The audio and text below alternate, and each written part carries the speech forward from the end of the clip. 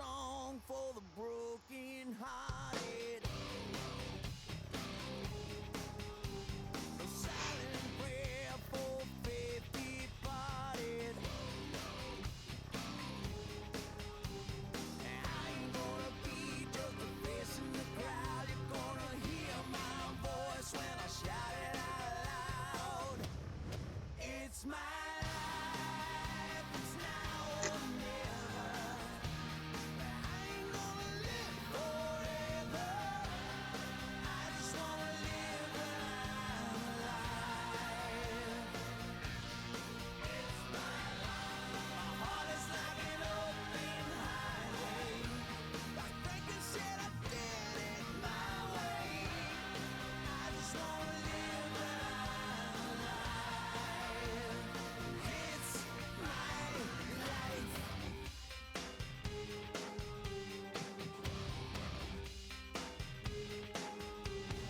This is for ones who stood their ground.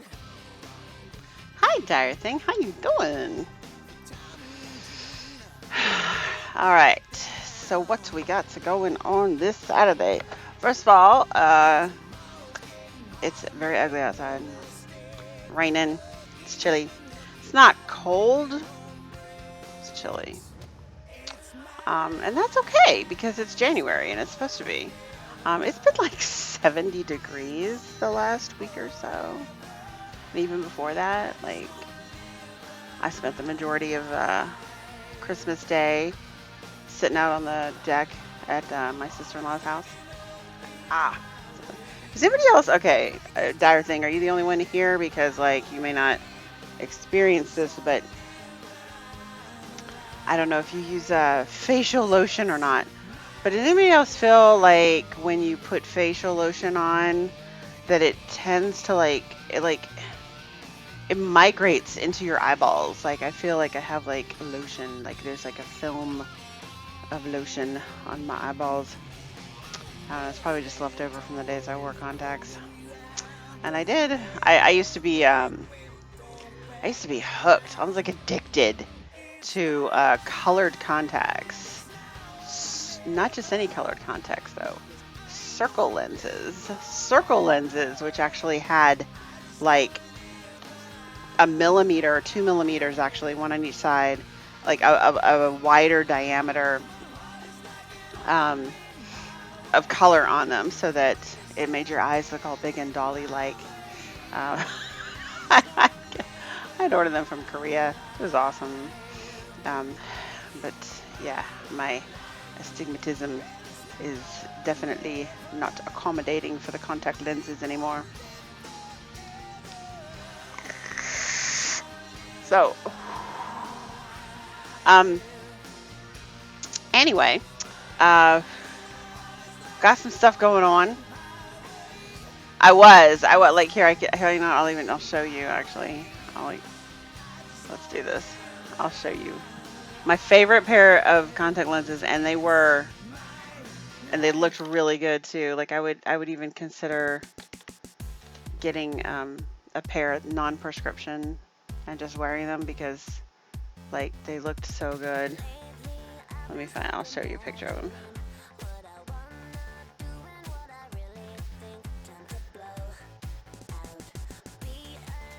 Where are they? Oh no, where is it? Where's the Princess Mimi's? Mint grab? No. They don't have them anymore. Oh no. They don't have the. It was called. Okay, you know what? I'll have to do a search for them now. Princess Mimi contacts.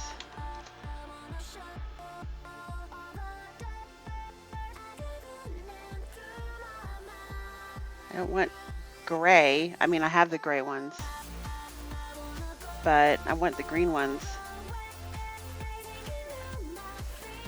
Let's go back. Wait. Princess Mimi green contacts. Let's do that.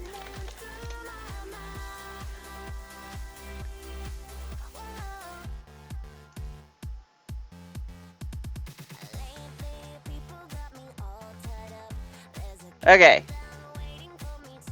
this is what they look like.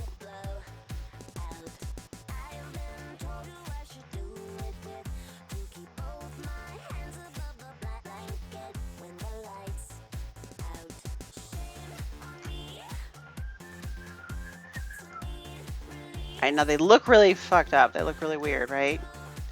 But I am telling you, this is not an exaggeration. Like, they really do look that good. Like I remember looking at my, looking in the mirror, like in my car, and like, oh wait, no, stop that. Are there any other pictures?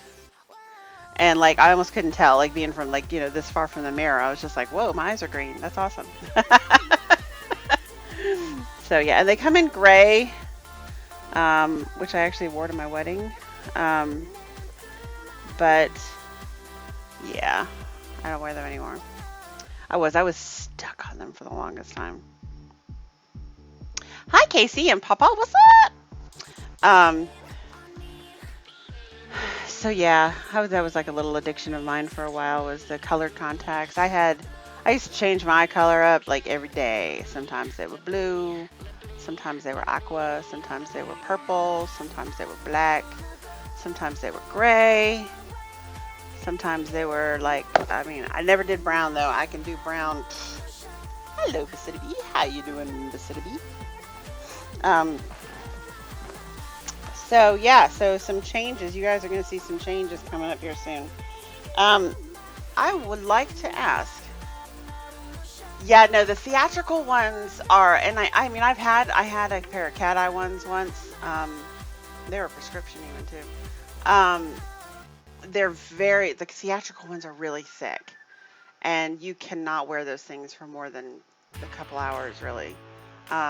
With the colored ones, I mean, I'd put them in. I mean, I wore them all the time. Um, David had no idea what color my eyes were for like the first 6 months we were dating. It was funny. um, but the theatrical ones, yeah, those are really, really thick. And they tend to give you sort of tunnel vision too, especially at night, because at night, like here's the thing, when at nighttime it's one of those things that's sort of opposite, like um, your eyes sort of see in sort of this crisscross motion, right? So when your pupils are constricted, right, you're actually seeing like this, right? But when your pupils dilate, you can actually see like this, so you see more. So at night, when your pupils are dilated, it's you had tunnel vision in theatrical lenses, and they're very, very thick, very, very thick, and are more oversized, which, yeah, and I mean, especially those, I mean, well, I mean, I'm sure they do this digitally now, but I know I've seen people wear like those blackout contacts that like cover the entire eyeball. I don't understand how anybody handles that. That's, ugh. But then again, I'm not an actor, and yeah, so I suppose maybe if I was getting paid that kind of money that they do, that I'd be willing to put up with that kind of shit. No, not me, man.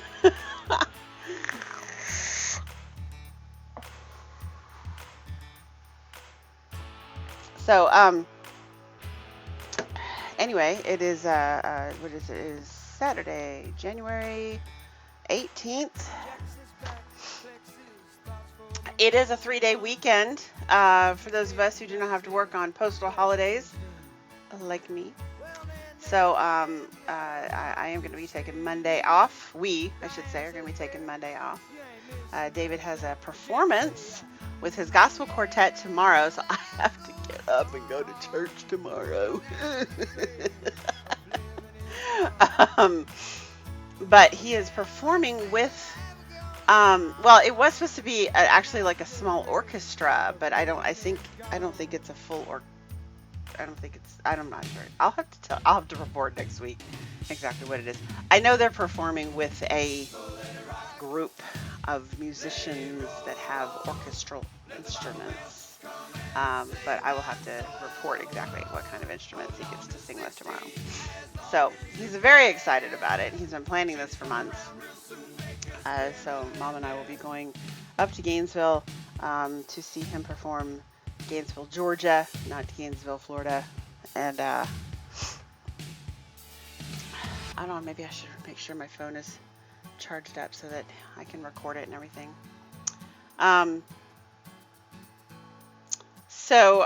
We brought in, I know I've mentioned it a few times now, we brought in a new co-packer, and they are keeping us super busy. Worked my butt off this week, which is awesome. I haven't had that kind of workflow in a while, so it's taken me a little bit of time to kind of get acclimated into being busy again, which is awesome. Hello, Stephen. How you doing? But I think that we have. It may not be fully. I would say that we're pretty fully acclimated at this point. I mean, we're still kind of organizing stuff, and kind of working out the kinks and whatnot. But the important thing is that everybody's products are getting out the door in a timely fashion, and yay.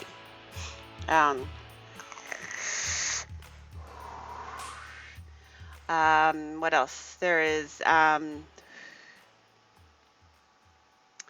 I think I don't know. I don't know how many people. It's 11 people in here. Okay. I don't know. I should wait until 2 more people in here. Have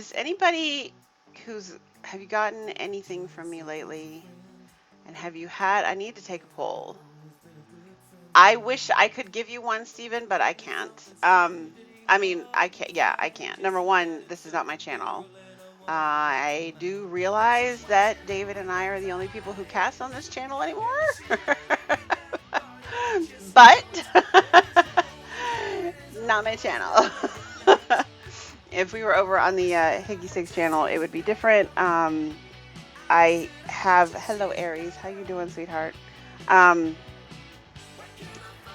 do suspect that since we are kind of the last man on the boat here, that we might be moving over to our channel, but for right now we're still here. And oh no, can you talk about it? Do you want to talk about it? But yeah, now that Lead Pipe has decided to stop casting, it's just me and David that cast here now. I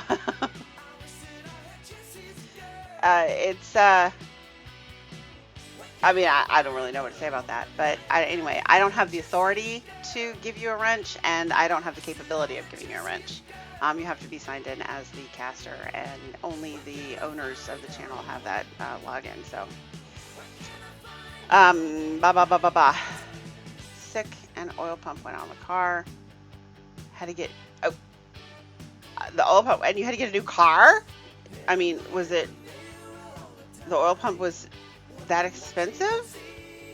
I mean, congratulations on a new car, but your 300, you had to give up your 300 because that is a nice car. No. This is not Lead Pipe's channel. Okay. What is that? Lipstick. Awesome. No, this is Vaping Underground Live's channel. It belongs to Tiger and Joe.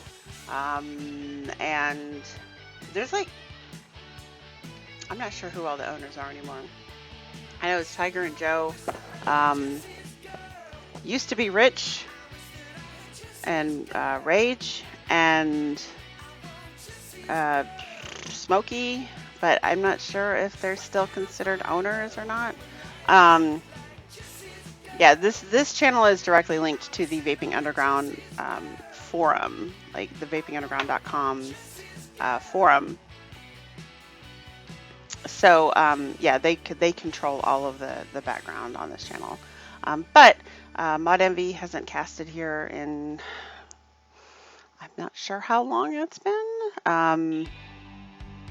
I don't know. This whole casting thing seems to kind of, I don't know if I should have casted tonight or not, actually. I was really not in a great mood. David and I were having some discussions earlier about kind of life and politics and the country and just and vaping, you know, and kind of where things are with that. Um, it's, I mean, it doesn't look good, people. It doesn't. Has it been 14 months since they cast? Really? Since Mod Envy? Wow. That was the last Mod Envy, was 14 months. Damn. I knew it'd been a minute. So, I mean, honestly, it doesn't look good, people. You know, I mean, we keep, you know, the advocacy groups that keep filing lawsuits. Lawsuits keep getting tossed out or lost. I don't know. At this point, it's almost like, you know, pray for a miracle. We haven't stopped fighting. We are still fighting. But as a matter of fact, just yesterday,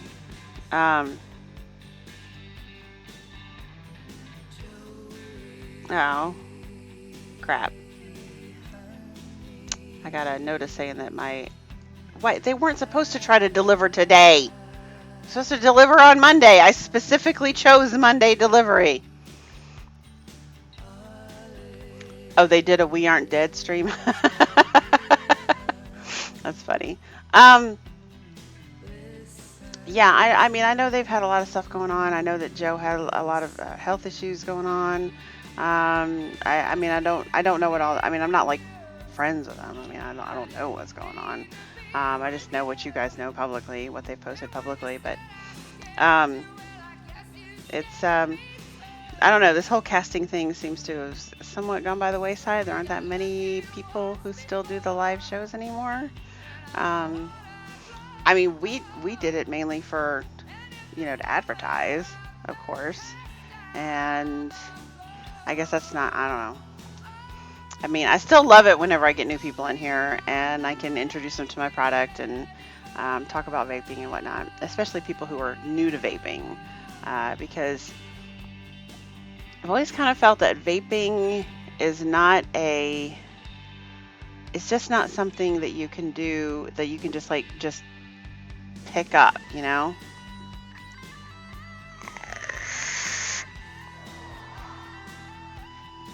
Vape channel did good by putting in a reviewer section. Needs to be organized like YouTube. Some channel reviewers are taking interest. You know, here's the thing, is that, you know, some of these channels are getting, hi Shelly. I mean, I know like Vic's suspended for a week. And it's because of, it's sort of this retroactive suspension shit going on. They're like going through old videos and finding, well, they're not just doing this to vape people, they're doing it to everybody on YouTube. They're going through old videos and they're finding what I guess they consider offensive content or content that they say goes against their community guidelines, and they're putting a strike on the channel. And if you get 3 strikes, you get suspended. So yeah, so like I know Vic's channel has been suspended for a week.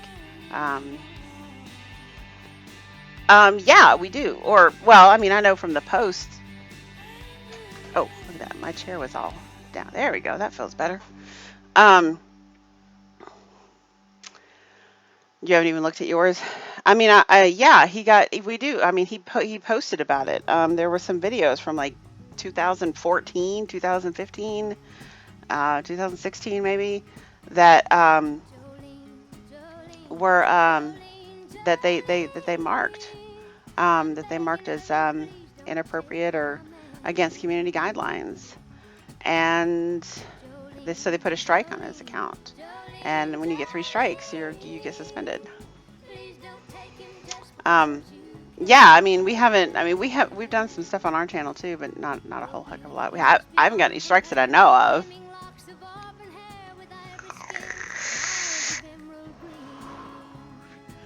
You think that somebody was reporting him? I mean, I suppose. I mean, Vic certainly has his haters.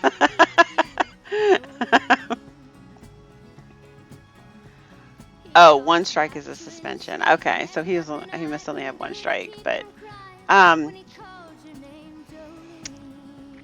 YouTube is one tyrannical. Well, I mean, because I'm seeing it, you know, because like a lot of the people that, I mean, there are people that I like to watch on YouTube, you know. I mean, I had to say it, but old pre-filled pod review.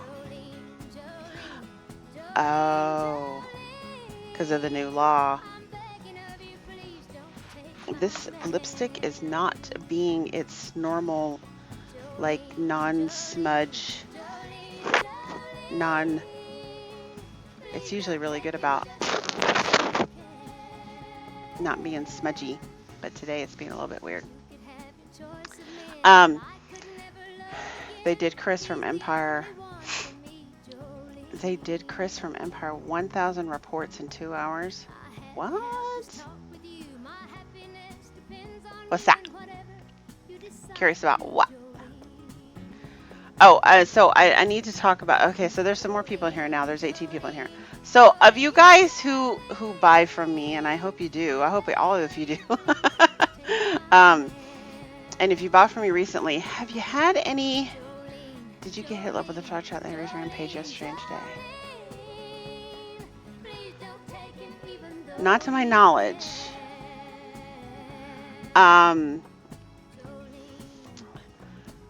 It's possible. I don't really keep an eye on it. Like, I just randomly will look and see how many people are online. But so I mean, and I was busy. Well, I haven't checked today at all, and I was busy. You'd have to ask David. David might know. Were site views up? David might know. You'd probably have to ask him. I don't even know where to check that. We have been, I know that you guys, well, you may or may not be aware, but about a year ago, we were having hacker problems, and we did fix those, and it's all good now. But just because we managed to secure our site, it doesn't mean that the attacks have stopped. They do try to attack it a lot, and because they can't get in, something that they've decided to do, or that they did decide to do, David has actually since fixed this problem, is they decided to flood our system with like fake, well, I don't know if they're fake. Well, I mean, I guess they're fake, but make it look like there's like, I went onto the website, it was about 2 weeks ago, and there was like 190 people on the website. Okay, now guys, I would love it if there were 190 people on the website, but the fact of the matter is, I put up a video that name dropped Higgy 6 and Aries Ram. It's at 3,000 views. Nice. Thank you. I appreciate that. Thank you. Thank you. But there are never 190 people on our website at the same time. Usually, at any given time, there's about 30 or 40 people on the website at any given time. You know, slow times, there's, you know, maybe 20. There's always at least 15 to 20 people on the site. So it's usually around 30 to 40. So when I went on there and I saw that there was like 190 people on the website, I was like, and most of them were not on Higgy 6, they were also on Higgy Bean. And I was like, David, what's going on? And he was like, I don't know. Well, it turns out it's these attacks that keep coming in, and they were trying to flood our system, I guess probably, and give it like a DDoS attack kind of thing, which is child's play, really. I mean, DDoSs are stupid, but they're just a nuisance, really. But David has since actually figured out what they were up to, and he has since thwarted their attempts to bog down our system. So, fuck y'all. Not you guys, but fuck the people who keep attacking our website. Yeah, I mean, people who send DDoS attacks to anywhere for that matter, they're just, it's like the equivalent of graffiti, right? It doesn't mean anything, right? Yeah, so anyway, he figured out what they were doing, and he thwarted their attempts. So, oh, okay, do I have a picture? Ooh, you sent me a picture? Oh, okay. Ooh, can I like share the video? That would be nice if I'll do that. I'll share the video. Ooh.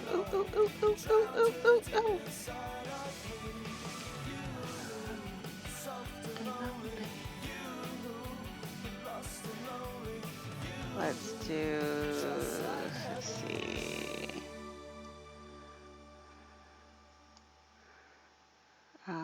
Dun, dun, dun, dun.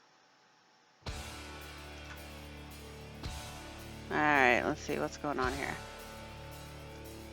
You look great, by the way. Let's turn off the music. Let's turn up the sound. And let's do a put a finger down vapor edition. Put a finger down if you have more than 4 juices. Put a finger down if you have more than 1 vape. Put a finger down if you have more than 1 set of batteries. Put a finger down if you use a pod system. Put a finger down if your favorite juice flavor is fruit. Put a finger down if you break drip tips. Put a finger down if you use a single battery mod. Put a finger down if you use an internal battery mod. Put a finger down if you switch your juice every week. Put a finger down if you use an RDA or RTA. Put a finger down if you still build your own coils. Put a finger down if you've ever smoked on a burnt coil. Put a finger down if you own an Aegis. Put a finger down if you have more than 1 battery charger. Put a finger down if you agree with the 21 and up law. Put a finger down if you think the flavor ban is ridiculous. Put a finger down if you vape on desserts. Let's do a put a finger down vapor edition. Put a finger down if you have more than 4 juices. Put a finger down if you have more than 1 vape. Put a finger down if you have more than 1 set of batteries. Put a finger down if you use a pod system. Put a finger down if your favorite juice flavor is fruit. Put a finger down if you break drip tips. Put a finger down if you use a single battery mod. Put a finger down if you use an internal battery mod. Put a finger down if you switch your juice every week. Put a finger down if you use an RDA or RTA. Put a finger down if you still build your own coils. Put a finger down if you've ever smoked on a burnt coil. Put a finger down if you own an Aegis. Put a finger down if you have more than 1 battery charger. Put a finger down if you agree with the 21 and up law. Put a finger down if you think the flavor ban is ridiculous. Put a finger down if you vape on desserts. Let's do a put a finger down vapor edition. Put a finger down. All right. That was cute. Thank you for the name drop. I appreciate that. That's awesome.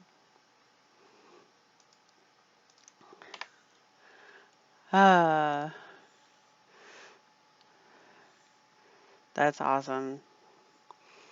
Manages a vape shop in Knoxville. Her company is a member of VTA, TSFA, and UVA. Awesome. Hi, Cassie.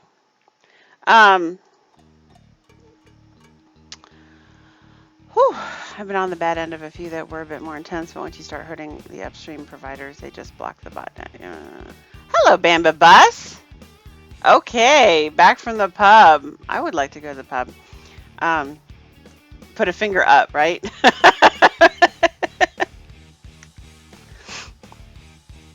That was a cute. That was a cute little video, though. I mean, I wouldn't say I break drip tips, but I have broken a few drip tips, so I wasn't sure how to answer that one. I know I don't build my own coils because Aries builds them for me. But I know how. I definitely know how to. I mean, I don't know how to build the fancy ones. I know how to build like simple ones. Like I've done twisted and parallel. That's about it. I was offered to go and watch a rockabilly band up in Louisville with the couple that I know that live here. Hi, Tony. How you doing?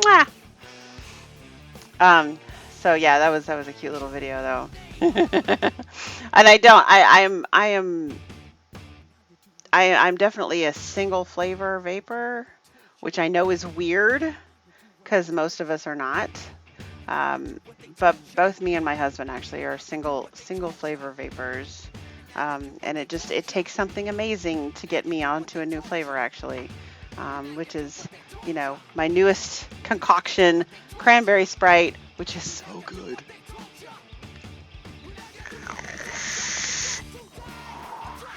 But yeah, so David and I were talking today, and apparently, like a couple of things went wrong in the industry. There was a lawsuit that got thrown out. Another lawsuit that there was the whole thing. Oh, so you're not going to go watch a rockabilly band? um, thank you for joining us. I appreciate it. Um, but yeah, it's getting it's getting harder and harder to keep fighting. I know there was a big, yeah, he's in the gulag. Um, it was leaked. I mean, I don't know how much truth there is to it. It was from Axios, saying that Trump was overheard telling Secretary Azar that he wished he never got into this fucking vaping thing. And I don't really know what that means. Like, he wishes he never got into it. Like, what does that mean? He wishes he never got into it. He wishes he never listened. He wished he never brought it to the front of the media focus. Does he wish he never listened to the pros and cons? Does he wish that he never had the roundtable? Does he wish that he just never paid attention to it? Like, oh, okay. I'm sorry you're not feeling well, Aries. It was just, but yeah, like, I don't know what he meant by that, but it just kind of feels, I don't know. At this point, I just don't know what else to do. We are still fighting, though. David announced just yesterday, actually, David, I would say David, not just David. GSFA announced yesterday that we are going to do our own, he probably wishes he never talked with his arm in the first place. I know, right? Well, I mean, yeah, and I guess it was, and then what part of the article said something about, they should have let the FDA handle it, and it's kind of like, well, the FDA is not doing their job, so, and then I don't know what it meant, and again, I think it's just sort of a wait and see kind of thing. And then there was a lawsuit that got thrown out. I don't know which one it was, actually. Dave was telling me about it, but I'm not sure which one it was.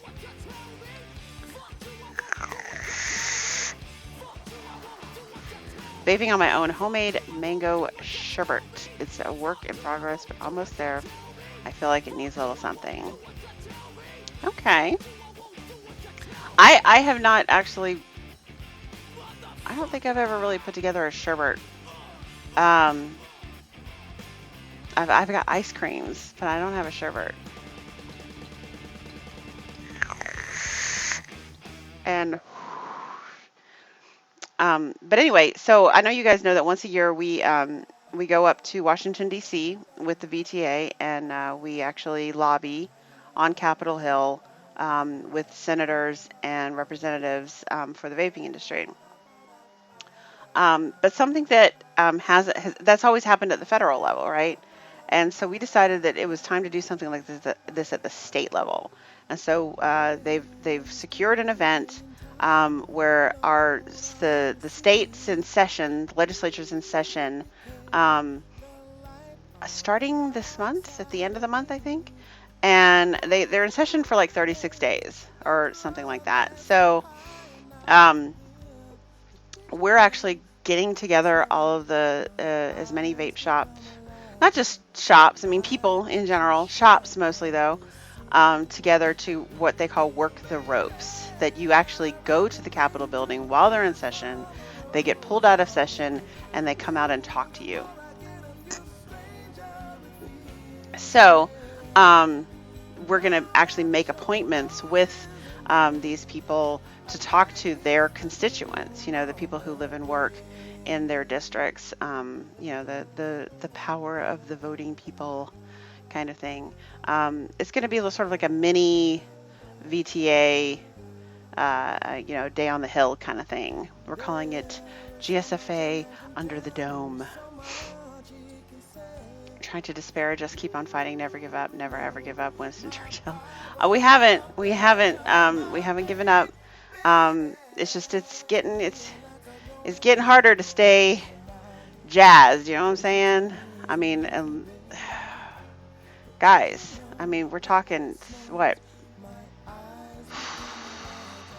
3.5 months? We're looking at 3.5 months. And, we all become outlaws at that point, right? We all become rebels, civil disobedience. Yeah, we're going we're going to meet early in the morning. We're going to have a great breakfast, a little bit of seminar, stuff, literature to get handouts, and then we're going to go work the ropes, which is something I've never done. So this will be a new experience. When we go to VTA, we actually have appointments set, and we actually go to their offices and sit down and talk with their staff. So this will be interesting.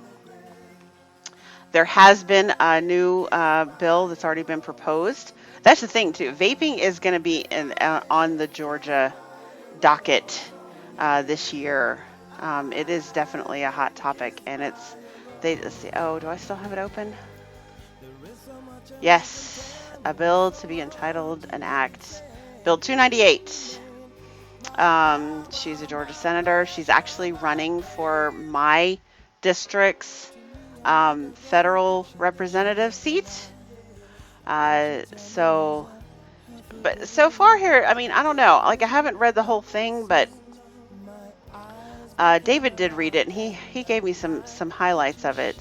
It's really long, of course. It's 10 pages long.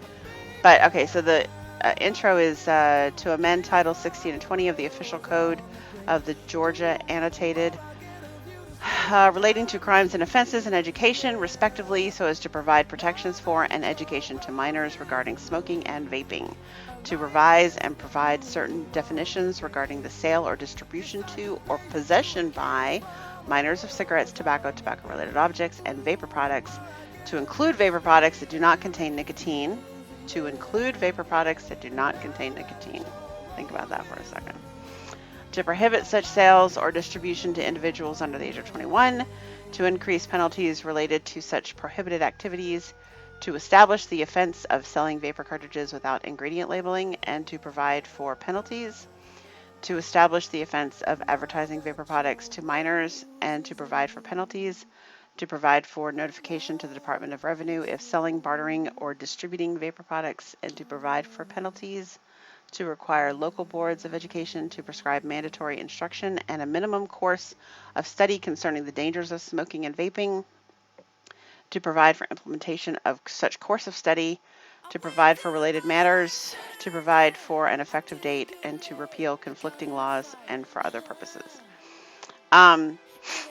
The only thing on here that isn't already, that I see that isn't already a law is ingredient labeling. Like, I don't actually have the ingredients listed on my labels, but I can fix that. That's pretty easy to do. It did also say somewhere in here that we might have to change some of our names. Apparently they don't want Mango Fizz. I like Mango Fizz. The bill after bill after. I know, right? Oh, there it is. There it is. Peanut Butter Buster is mine, bitch.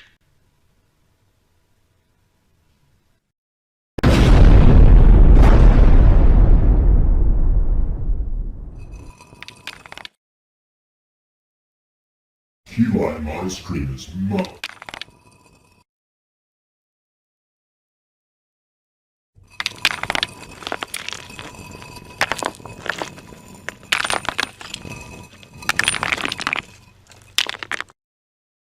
What the?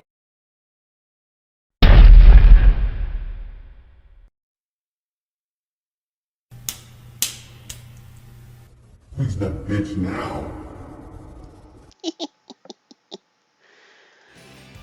So,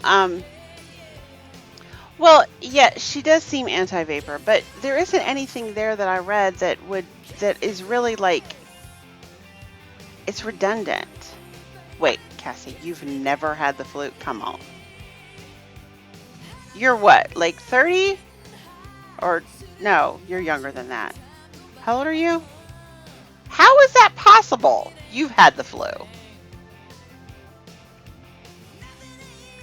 All right, here we go. Have you ever had, I know, right? Were you homeschooled? Did you never, like, come in contact with other children ever? You're 32 years old. That's not even possible. Okay, have you ever had okay, have you had colds? You had the common cold?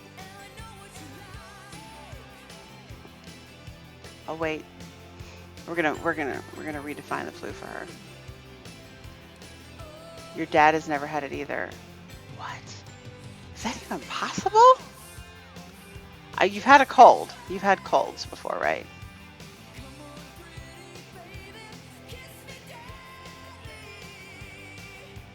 Have you ever had a fever?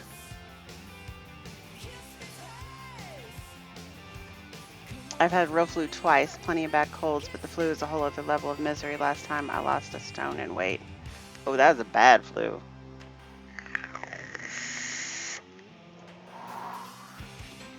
Because if you've ever had a cold in conjunction with a fever, guess what? That's the flu.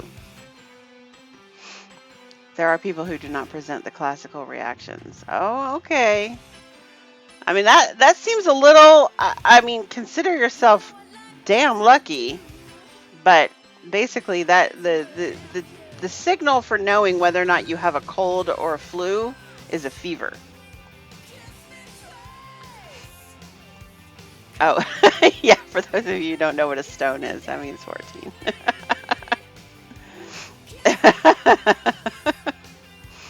But stuff like that never works, at least not for me, right? I mean, yeah, you may lose a bunch of weight because of something like that. And then, as soon as you're better again, you're like, food!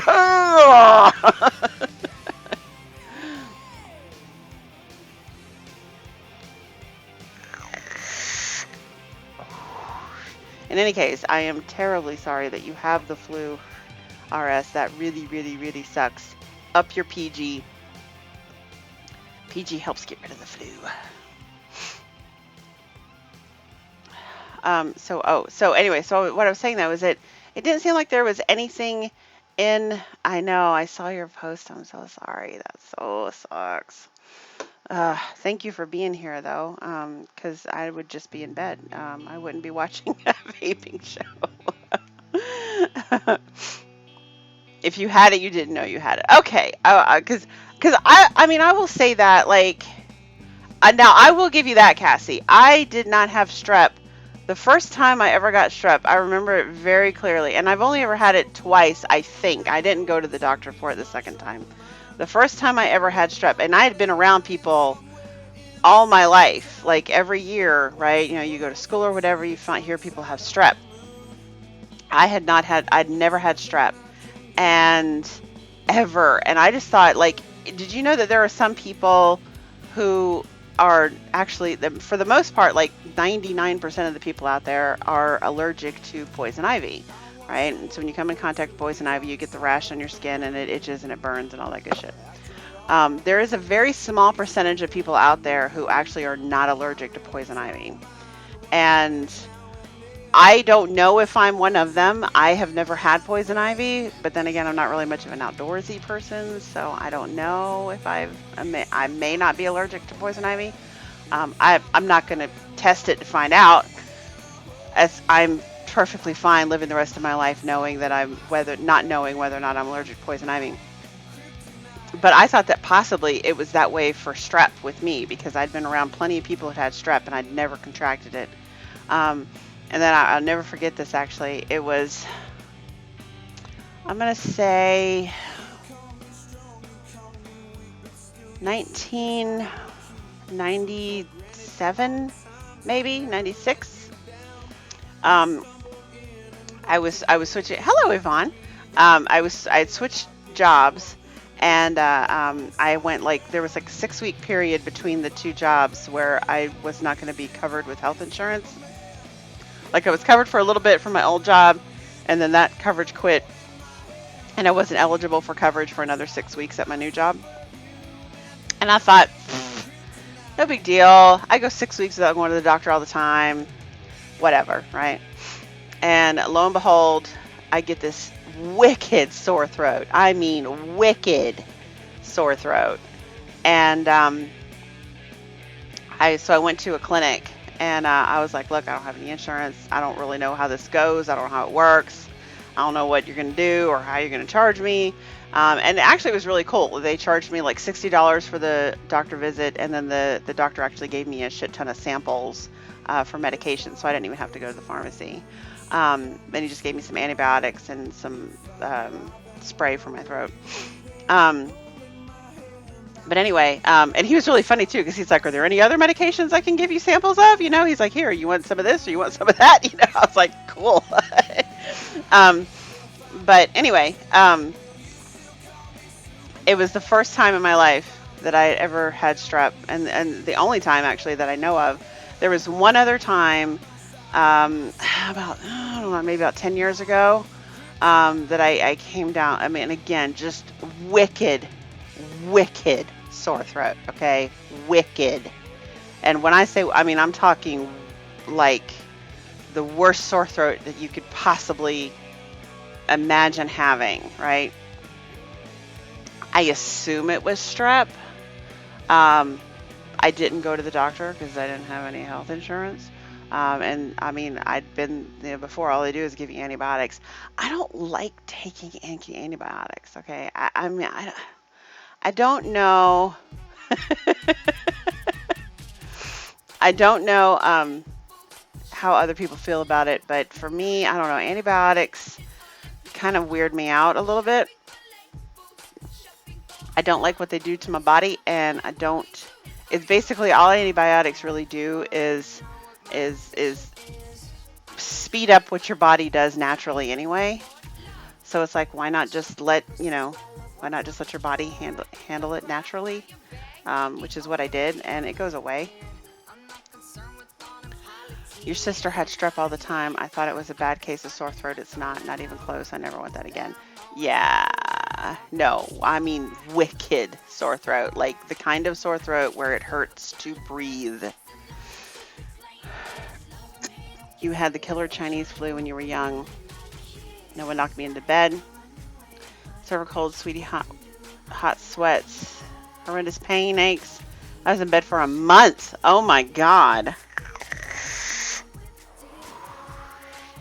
Another thing I found out, like this has happened to me twice in my life. Well, and I'm not sure about the second time because again, I didn't go to the doctor. I remember getting pink eye when I was like, I think I got it from a brother or something. I don't remember what happened, but I know I had it once when I was really little.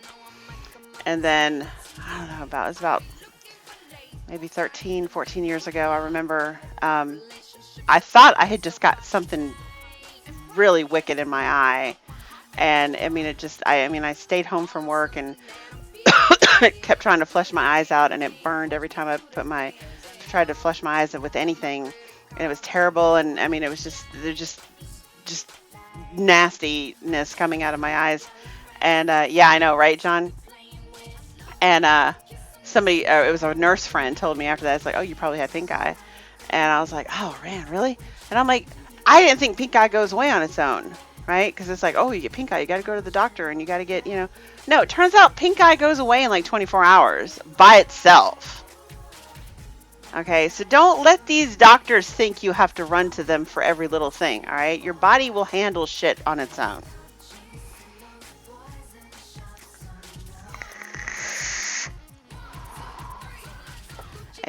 Antibiotics mostly seem to just kill my gut. I know, right?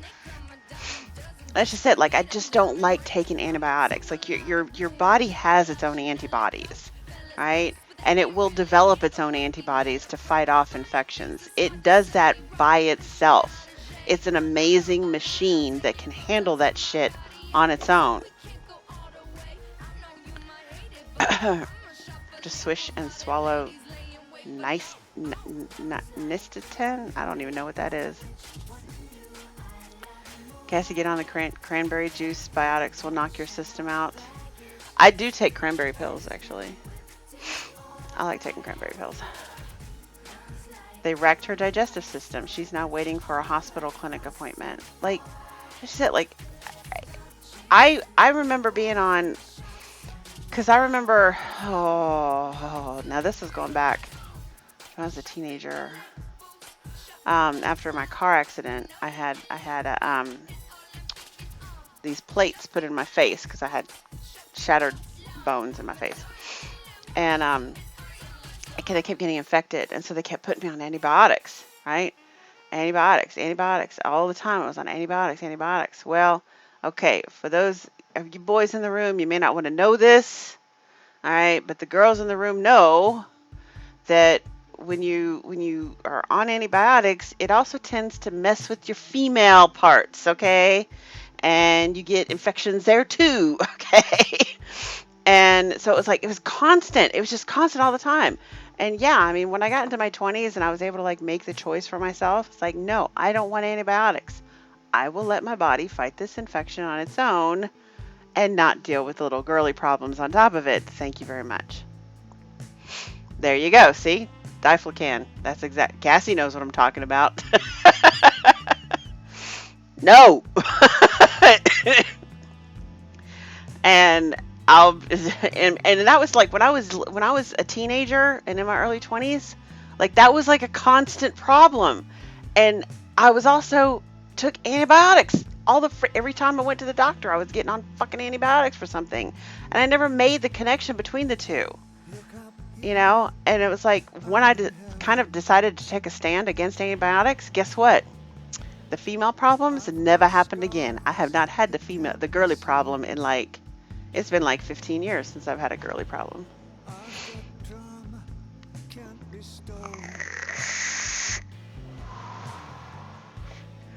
When you strip your body of good bacteria, yeast moves right in everywhere. Yes.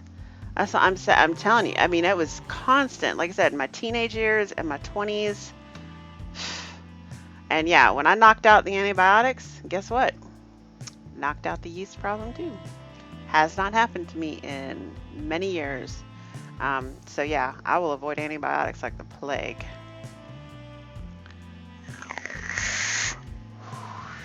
Because every damn time you go to the doctor with any sort of infection, they want to give you fucking antibiotics. I'd be like, okay, well, wait a minute. You know, like I'll ask them. I'm like, is this something that my body will fight on its own? Because, I mean, there are certain things that your body will not fight on its own. Okay, I get that. All right, but is this something that my body will fight on its own? Well, yeah, but it'll take longer. I'm good. I'll let it take longer.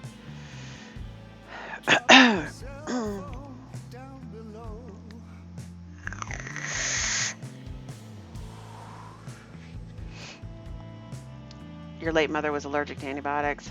Yeah, I don't do that. I had the worst stomach problems you can imagine when I was filled with yeast. Ugh. Oh, man. No, well, that's steroids. That's a whole different. That's a whole different one. I'm not sure if I've ever been on steroids. I know prednisone is a steroid. The only reason I even know that is I remember I put one of my animals on it at one point for and she was having major issues, and she needed some steroids to overcome it. But I'm not sure I've ever taken steroids.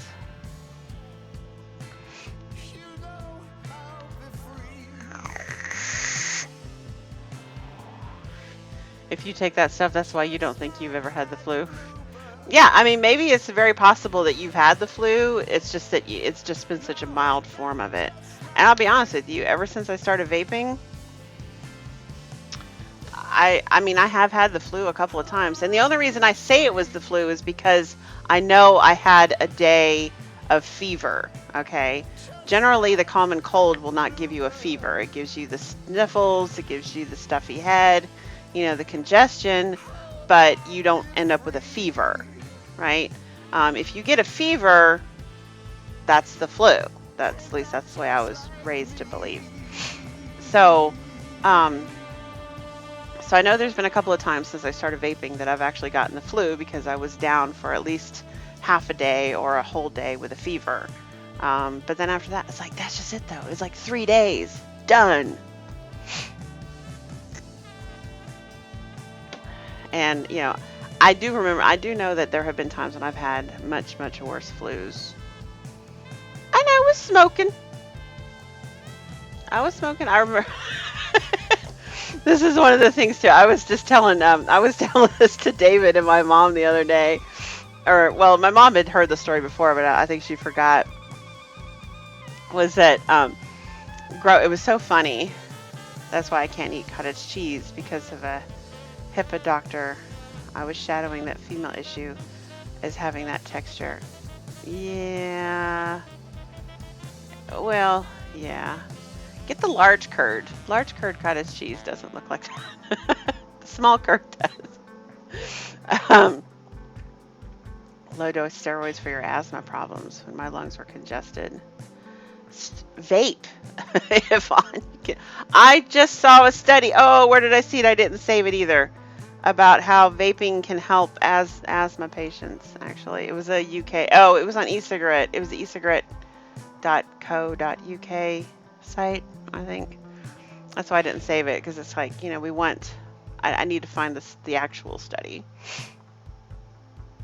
But in any case, so growing up, when I was little, when I was growing up, I'm a little kid, right? My mom takes care of me, right?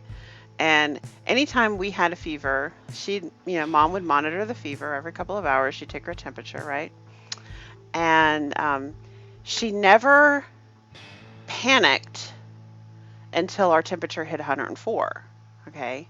Like that was from my point of view. Okay, that was my point of view. I'm the sick person, right?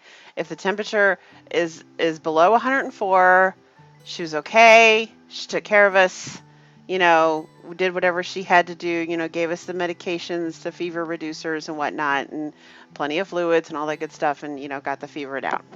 If the temperatures hit 104, she's bundling us up into the car. She's taking us to the doctor, right? Or taking us to the ER or whatever had to happen, okay?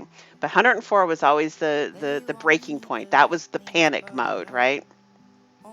And this is what I grew up knowing, right? Don't panic until it hits 104, all right? So, I was like, I remember I was living in Duluth with my first fiance. So that had to have been like 1995, maybe. And I came down with the flu, like a bad flu, right? And I was in bed. I was down for like 5 days, 5 full days. I was in bed. I mean that I don't even like really remember that week. Okay, like I remember being in bed. I must have gotten up to eat and like pee and stuff, but I don't physically remember ever doing it. I remember getting up every couple of hours and checking my temperature, and my temperature never broke 103. It stayed at 103. It didn't get higher, but it didn't get lower either, right? Now, I don't know why my fiance didn't want to take me to the doctor, or why he didn't insist I go to the doctor. I don't know. Maybe he didn't know any better either. But in my mind, I mean, I was delusional. I mean, I was delusional, delirious, right? I mean, I couldn't think clearly at all, right? And but as long as my temperature didn't break, didn't get over to 104, there was no need to panic, right? So you just sleep it off. 5 straight days I was down with this 103 temperature, right? And I tell my mom about it afterward, and she's like, "Oh my God, why didn't you go to the hospital? Why didn't you go to the doctor?" I was like, "Because it didn't get to 104. That's when you panic, right?" She's like, "Oh my God." She's like, "Jennifer, when you had fevers," she's like, "just because I didn't panic in front of you doesn't mean I wasn't calling the doctor and getting advice from him and making sure that, like he was aware of what was going on." And I was going, "Well, I didn't know that." He didn't bother to tell me that. All I knew was that 104 was panic mode. She's like, 5 full days you were sporting 103 fevers. Like, she's like, "Do you realize how many brain cells you killed?" I didn't know.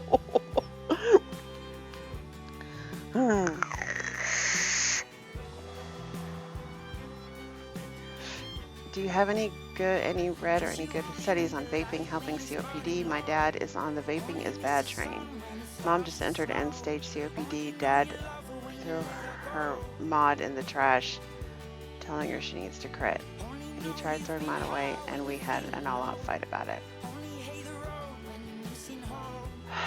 Yes, John Q. Mercury is very poisonous. Yeah, don't do that. Cassie, that's awful. God, that's awful. That's what I'm talking about, people. It is not. Oh, we need some PR. We need a PR firm. The entire vaping industry needs a PR firm.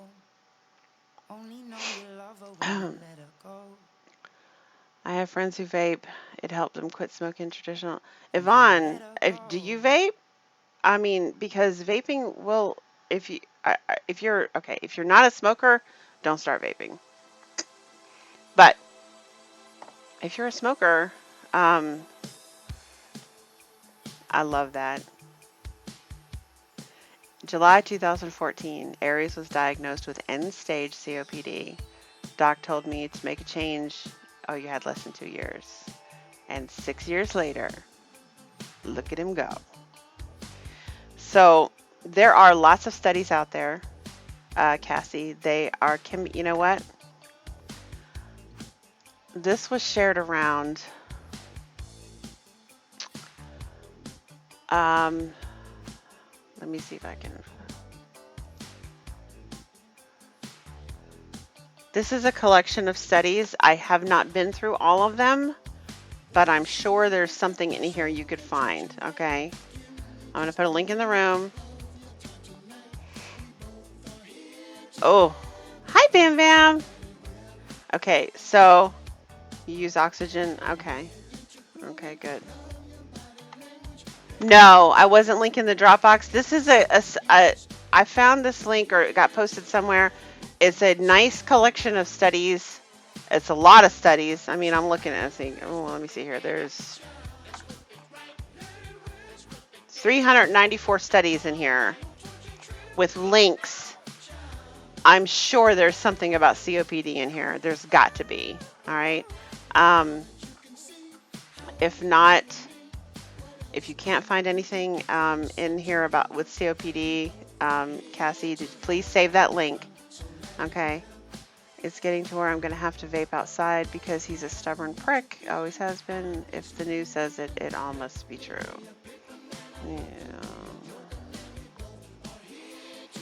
Yeah. Yeah, I'm glad that your fever is 105. Dude, 105 is, that's, you should have gone to the doctor or the ER. If you did not, shame on you, because 105 is definitely beyond panic mode. All right, look through that, Cassie. If you can't find anything in there, get with me. I've got links to other resources, or I've got access to other resources for studies, and I know there's some COPD stuff in there. Okay.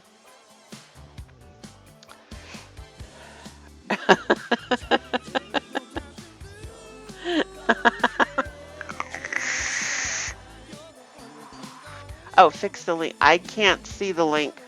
I am at, send it to me on Facebook, sweetie. And I will put, they've fixed it so you can't even see links anymore. It's stupid. Or put spaces in, I can't see anything that you put in. You went to the doc yesterday morning. I almost says, thank you. Thank you. There we go. All right, let's see here. Ah, yes. This is the one I was actually just looking at the other day. I knew I'd seen one recently. This is a direct link, Cassie, to COPD smokers who switched to electronic cigarettes, a retrospective 3-year follow-up. 3-year follow-up. Put that in your daddy's pipe and let him smoke it.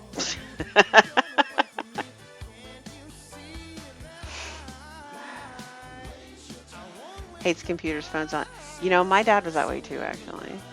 I think my dad would love the vape thing, though. He was never, I mean, not that it's ever okay, not that anybody's okay with anybody smoking, but he was never okay with I know, right? Dry knuckles, right? Dry knuckles. Um, with me smoking, he wasn't like actively against me smoking, but he just was not happy about it, kind of thing. And yeah, he I think he would be thrilled at the whole vaping thing if he was around to see it.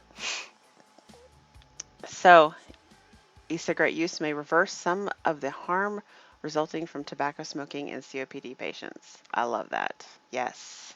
Because we've seen it. We've all seen it firsthand. We've seen it in Aries. We've seen it in Dolores. We've seen it in Michelle Hughes. We've seen it in plenty of people.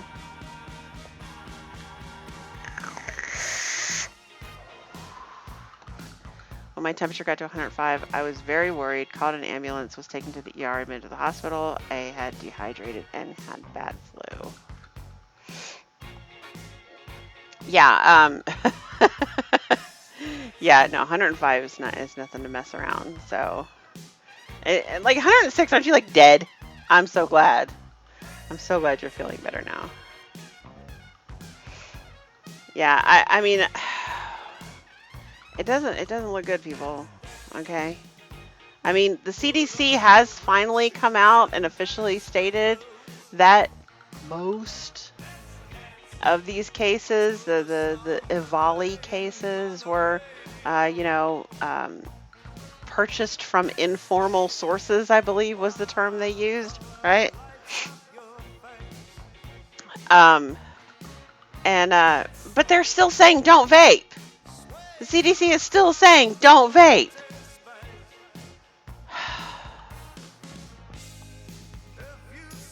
I don't know what to do. Like, I don't know what to do. I'm like,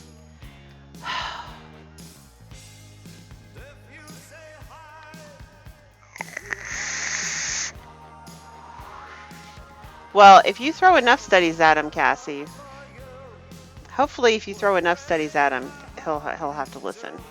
So get a lot of printer paper, print those fuckers out. Because my dad was not a computer person either. Actually, he had a hatred of computers. Actually, wouldn't own one. Didn't have an email address. That man died without having an email address.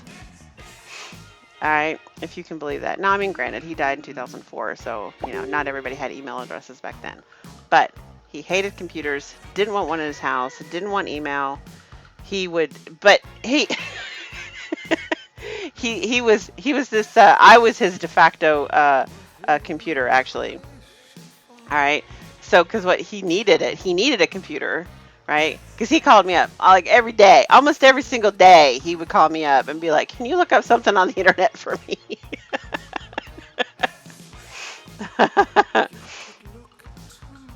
Oh, okay. So, all right, Cassie, I'm going to give you this link as well. All right, this is a Dropbox link. All right, you need to save this link as well. This Dropbox link is very difficult to navigate because there are literally hundreds and hundreds and hundreds of files in it, all right?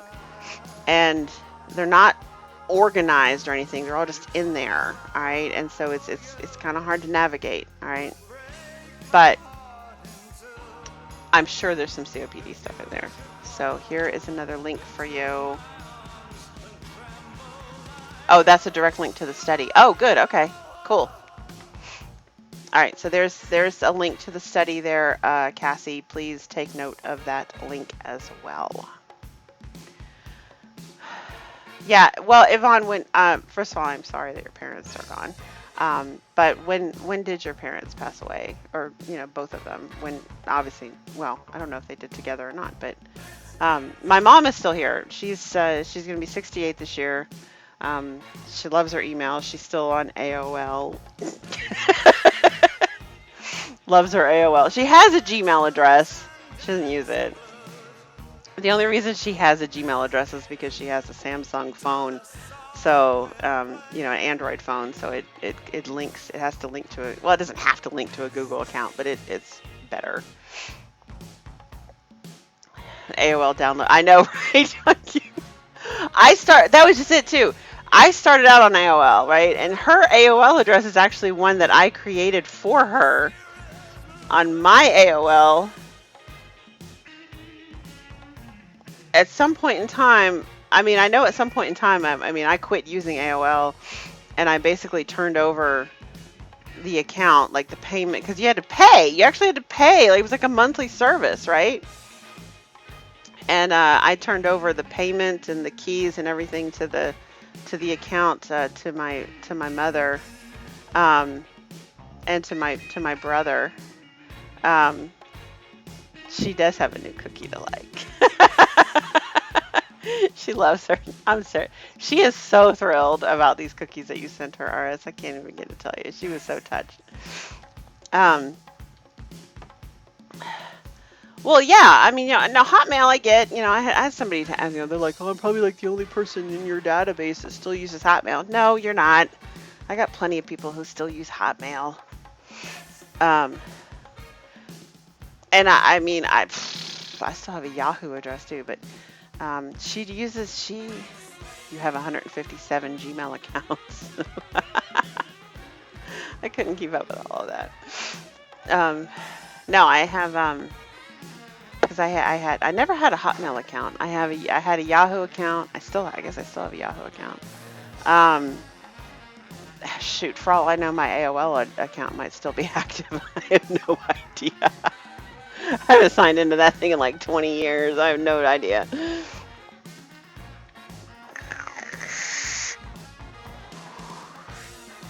I never had Hotmail though. Definitely, I use my Gmail. I love Gmail. Gmail is great. I've been on Gmail now for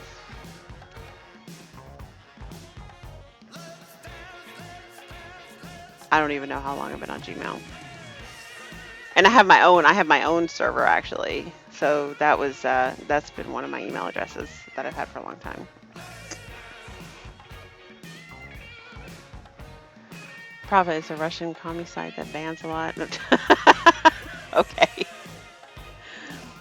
My lawyer is on a set fee, but I feel for the seller. They should have had that paperwork done months. Oh, what? Oh, okay. My parents were Depression era people and were old school. My dad passed away in 1994. My mom passed away last year on 2019. Wow. Wow. So your mom was, how old was your mom? I mean, she must have been reaching almost 100, at least in her 90s. That's awesome. There are plenty of others apart from Yahoo. Anybody remember MindSpring?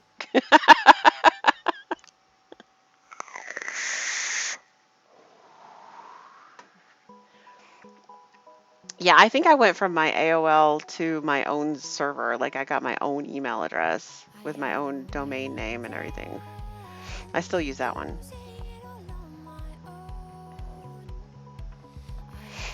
All right. I did not set up the lab. It's a little more crowded into there these days.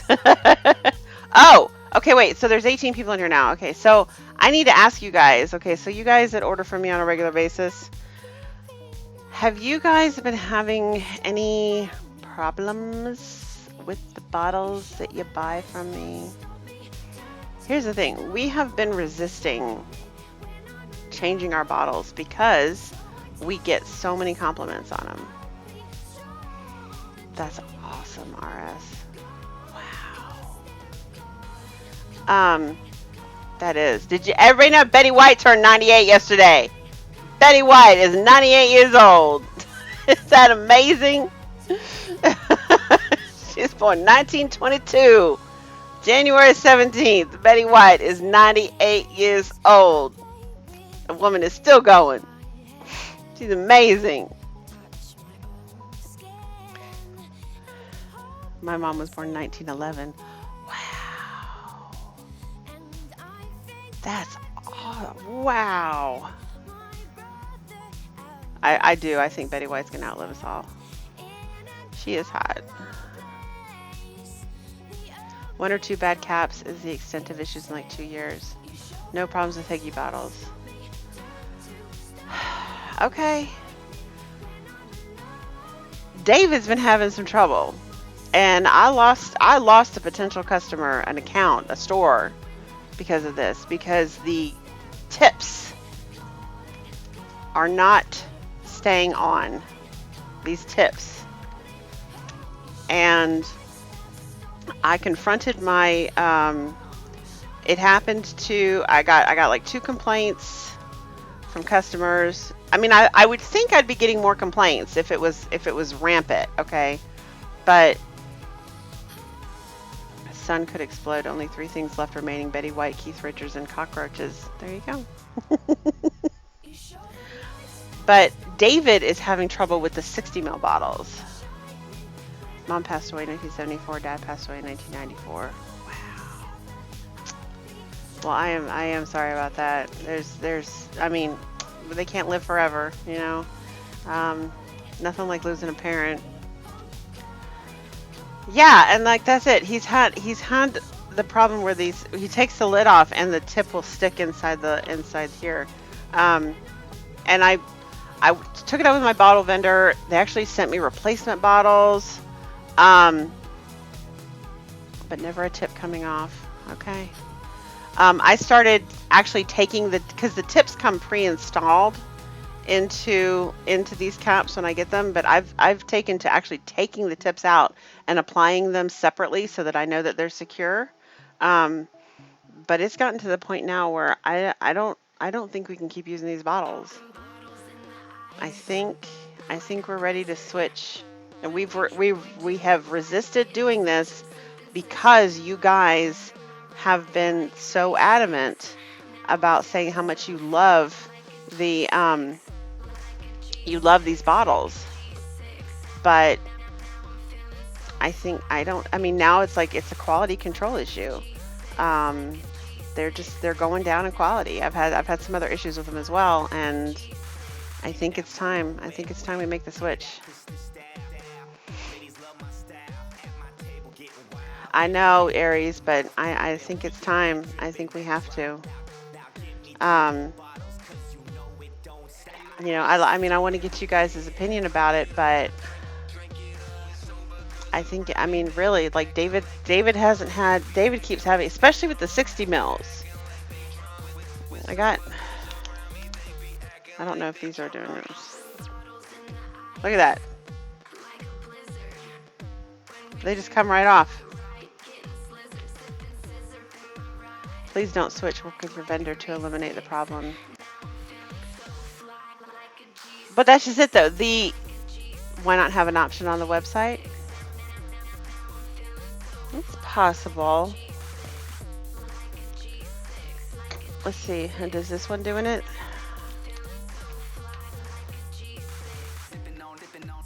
Well, that one seems to be a little bit more secure.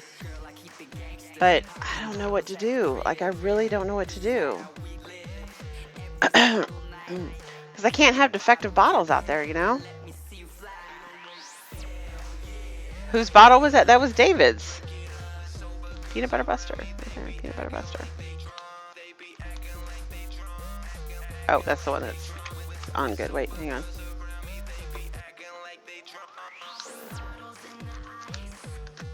You've had no trouble? Look at that.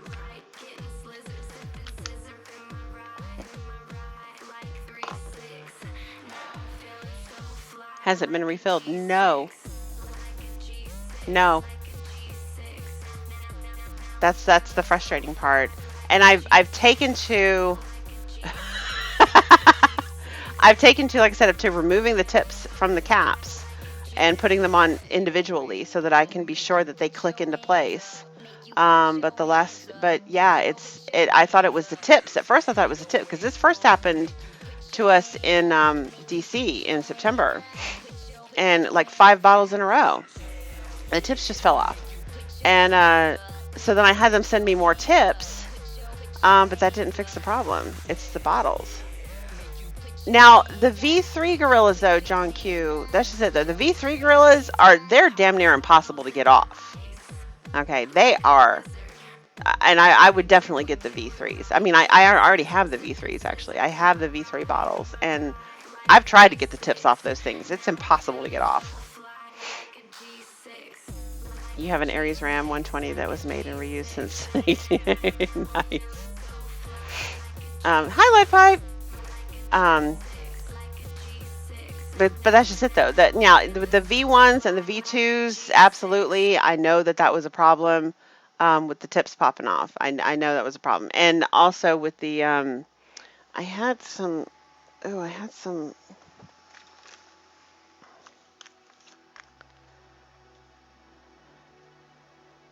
Yeah, I think this might be one of them. All right, so this is a sample I'd gotten in, right? Let me get the.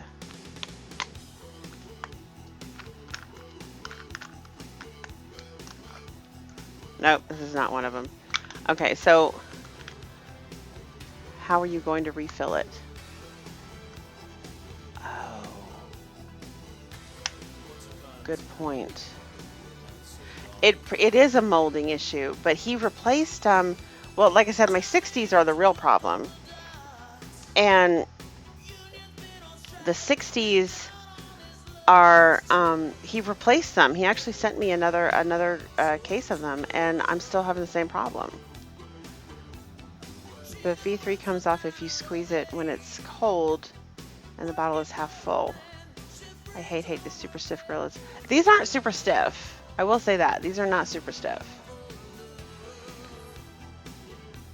I'm gonna say, I'm gonna write this down.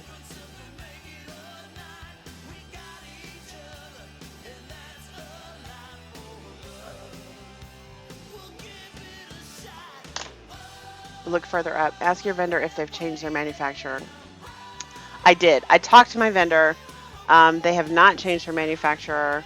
He suspected that it was just a bad batch, like the mold had gone bad or whatever, and that, you know, I just got the last batch, or not me, but he got the last batch of an old mold or whatever.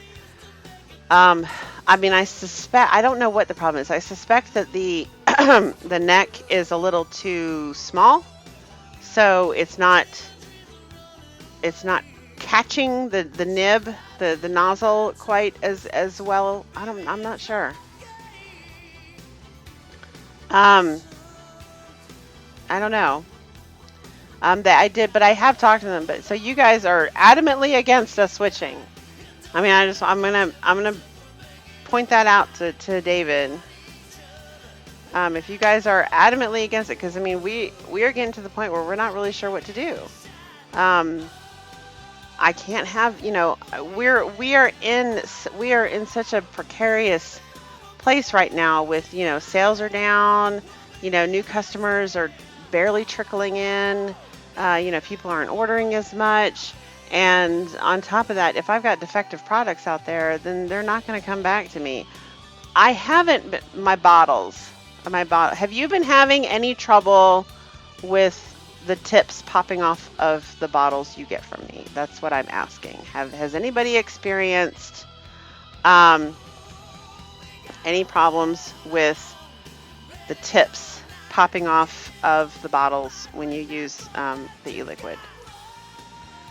And it's like, if I have defective bottles out there, then, you know, people are not going to want to buy my product either. And I'm just trying to stay alive, and I'm just trying to stay in business. So, you know, the Gorilla bottles, there's a lot of good things about the Gorilla bottles. They are, number one, they're made from PET plastic instead of LDPE plastic, this is the LDPE stuff. And while it's not as squishy, it's hard to get the tip off to refill them, if anything. Oh, okay. They're super easy to label. They're super easy to fill. They're not as easy to cap. It gets old after a while. It hurts. They're easy to shake. I mean, there's a lot of good things about the production end of a Gorilla bottle, but If the problem happens to more than one person, you should get the wide neck bottles. Chubby Gorilla. That's what I'm talking about, Phyllis. Actually, is the Gorilla. I mean, I have them. I already have them. I use them for my premium line for shops. Um, but for the most part, you know, my public swears up and down that they love these bottles. They don't want me to change them, and that they're, and I mean, I use them too. I think they're more utilitarian. You can get every single drop out. You never have to worry about there being anything left in the bottle. They're super nice and squishy, you know, so you can squeeze them. I mean, I do love the bottles, and I don't want to stop using them. But if I'm experiencing this decline in quality, I may not have a choice.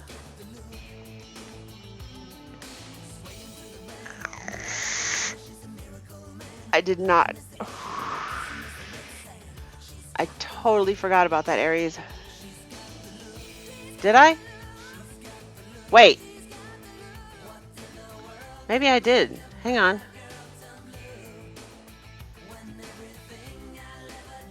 I'm not sure. Hang on. Let me look.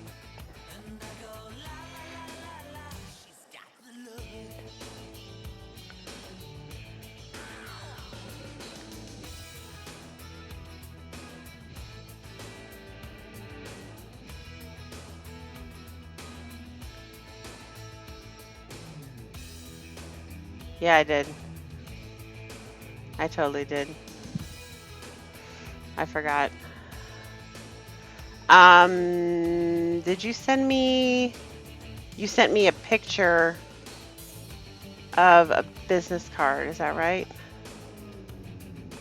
Yep, I see it now. Okay. That was during... Okay, I totally forgot. I'm so sorry. I did forget. My bad.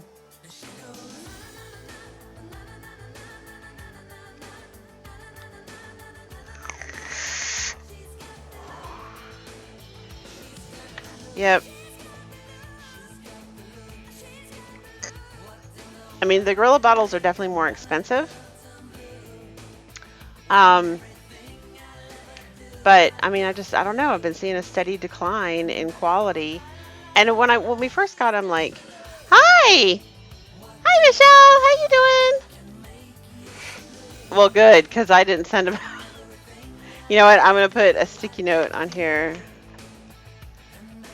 Here we go. Send sample pack to Aries store.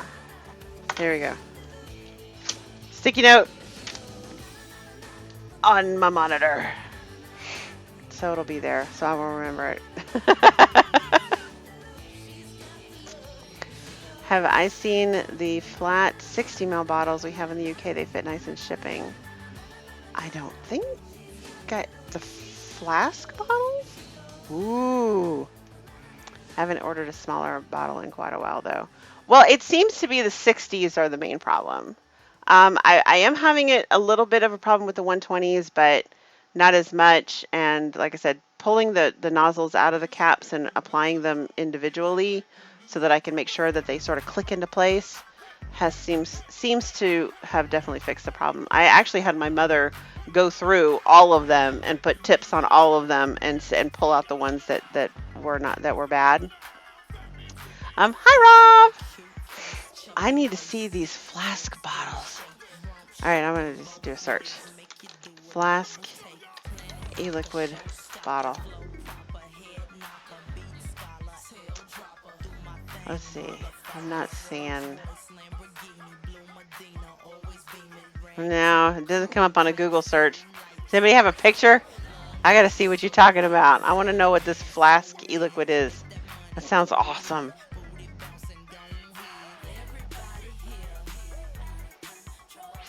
I see a lot of bottles here, but nothing that looks like a flask. Somebody send me a picture! But don't put the link in the room because I won't be able to see it. Look on chefs? What does that mean? Like, Reduced and Nova Vapes used. Picture on site. What? Put some spaces in it. Give me a link and put spaces in it so it looks like text.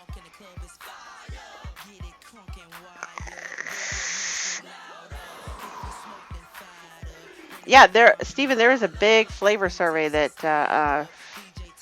Dr. Frasolinos and Dimitri Agrafiotis did. Well, Chef's Vapor. Okay, let me see if I can find it. Chef's Vapor. Chef's Flavors? Chef's Vapor. Cheeky Vape Co. Let's see what that means. Yeah, I'm over 18. No, those just look like regular bottles. That's Cheeky Vape Co. No. Chef's Vapor. The Vapor Chef? Chef's Vapor. Oh, here's a Facebook page. No, those are regular Gorilla bottles too. Somebody help me out. I want to see this. Oh, there we go. Chef's Flavors. Thank you. Oh, Phyllis gave me a link too. Okay, I'll look at that in a second.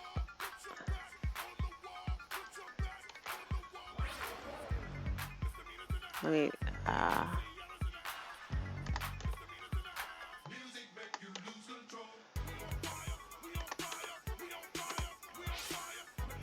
damn it, the site can't be reached. Why? chefsflavors.co.uk. Oh, that does not need, that needs to be a...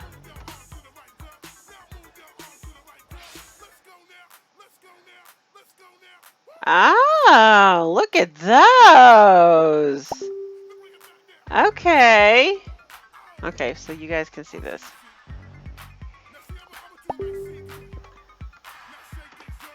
I can't control Nightbot either. I'm sorry. All right, look at iBottles.uk. DIY vaping kit postal bottles. I did not. I was, we were just chit-chatting.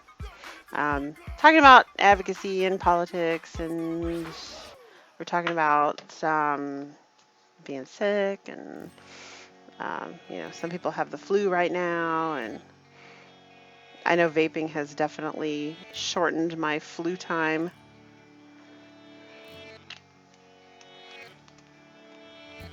So yeah, those are pretty neat looking.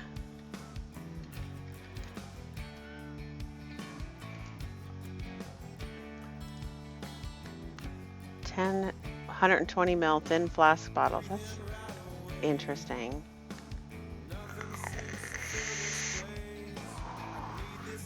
Those are interesting looking. The problem though is that they are UK, which means they're probably not CPSC certified.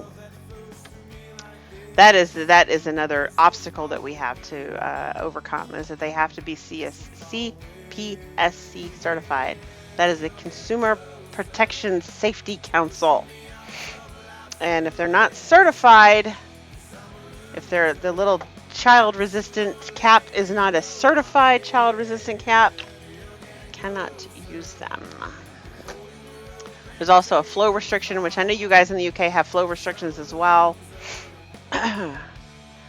After I won a fizzy gig. It's just fizz gig. You want a Shih Tzu? The only thing I will say about Shih Tzu is the grooming. That is the biggest drawback to having a Shih Tzu, is the grooming. There must be a USA provider somewhere. Okay. Do they still use them?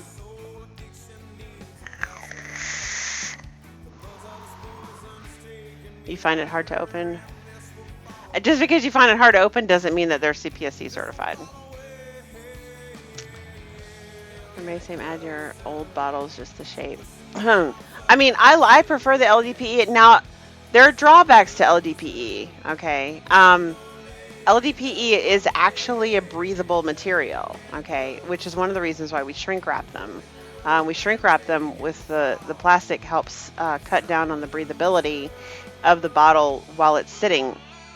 But once you take Yeah, no, they need it. Misty, I probably do a full shave down. I mean, and I should groom them more often than I do, and I really don't.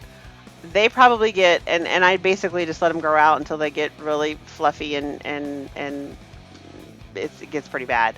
Um, and then I shave them completely down about 4 times a year. The flat bottles are less common in the US because we do not have the same allowances for shipping small things. I know, I'm having trouble with them. I'm having trouble with the tips popping off. And I mean, I hope it's just the mold, but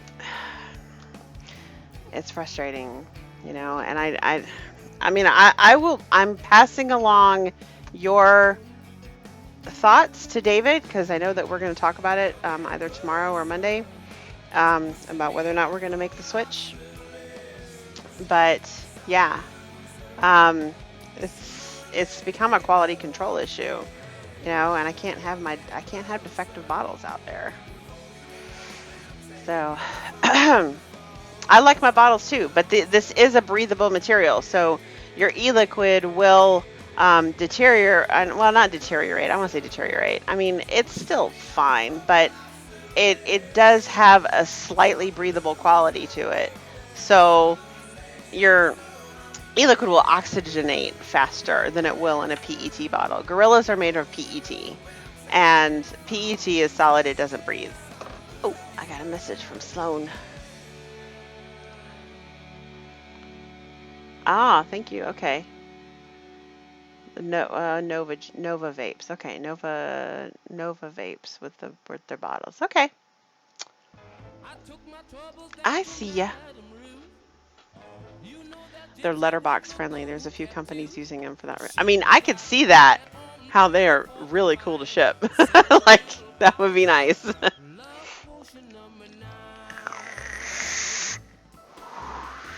And thank you, Kevin.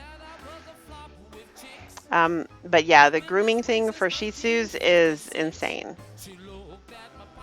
That would be lovely, Kevin. Thank you. That'd be awesome. I'd love to check those out.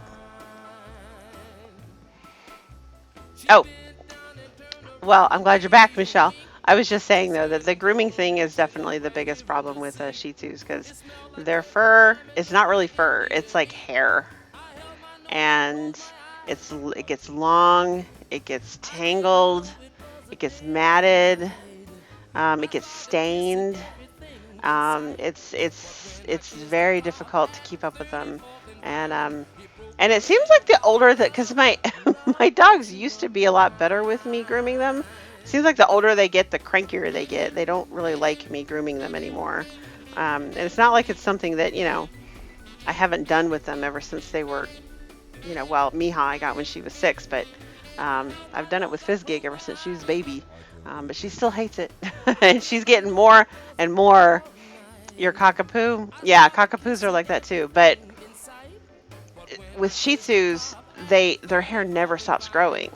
Like, I'm not sure about a cockapoo, but I think that at some point their hair will not get any longer, right? And the thing about like Lhasa Apsos, Maltese, Pekingese, Shih Tzu, like that whole family of dogs, their hair will, if you were to take care of it, it would never stop growing. It would just get longer and longer and longer and longer. It's crazy. So, and like with Miha's hair doesn't get nearly as matted because her hair isn't as thick and not as curly. Her hair is a little bit more straight, but Fizzgig's hair is curly and thick, and so it gets matted. Oh my god, it gets matted so easy. She's a mess. Okay, so let's talk about flavors, because if not, I'm going to end up just chit-chatting all night long, and we'll never get in the lab. I never even opened up my lab camera.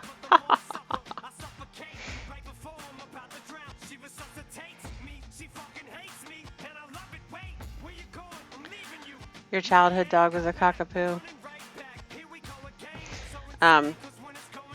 I have 2 Shih Tzus, Yvonne. I had 2 Shih Tzus and a Chihuahua, but the Chihuahua passed away. He was almost 17 years old, and he was great. And his hair got to a certain length and didn't get any longer. Like he was fine. It was very, very short. But with the Shih Tzus, yeah, they are a little bit more to take care of.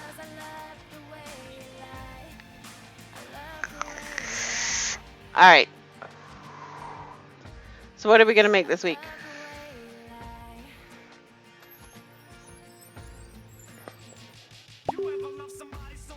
Oh, somebody said something else to me. What? Oh. Well, somebody. Okay, if Aries is gonna be the first one, he sent me a message in Facebook. If you get to me first, we might do it.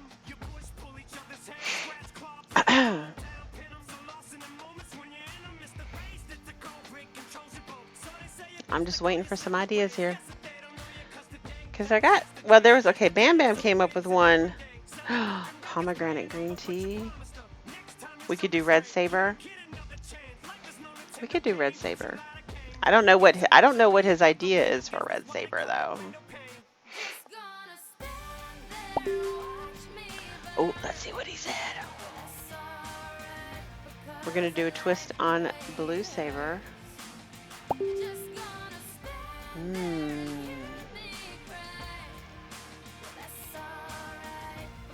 Would this be the Green Saber? I think he wants to do a Green Saber.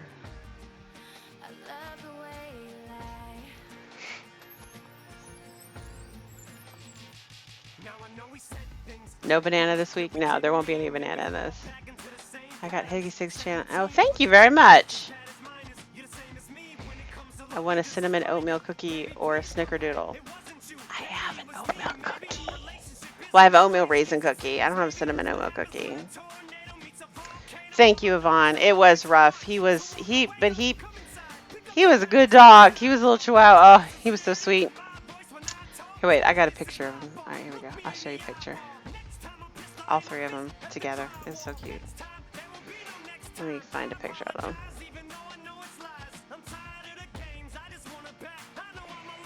Let's see. Where's my doggy pictures?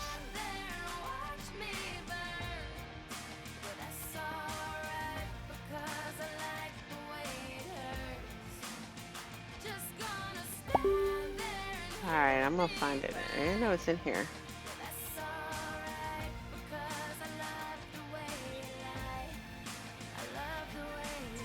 Give me just a second.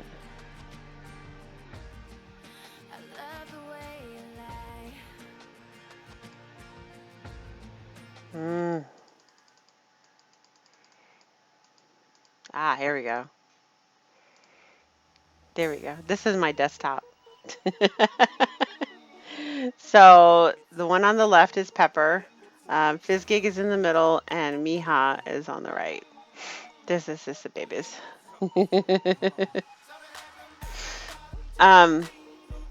Yo, you got the oatmeal cookie. Okay. Because I have oatmeal cream pie and I have oatmeal raisin cookie. So I think you got the oatmeal cream pie. So anyway, there's my babies. Right there, there's my babies. But he was almost 17. He passed away peacefully in his sleep. And he was a good dog.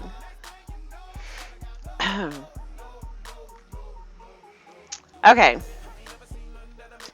So we're gonna try a Green Saber tonight. So basically we're gonna use Blue Saber, if I can find it, as a roadmap.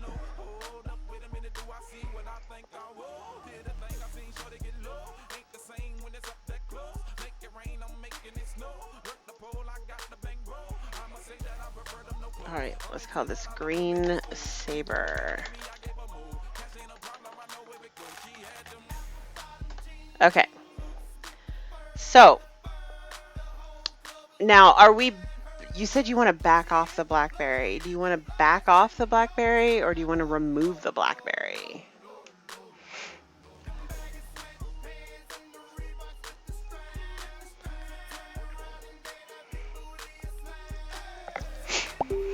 Thank you, Sloan. What is that knitwear? Oh, that was like my knitting bag. Like I made that bag. It's like I put all my knit shit in it.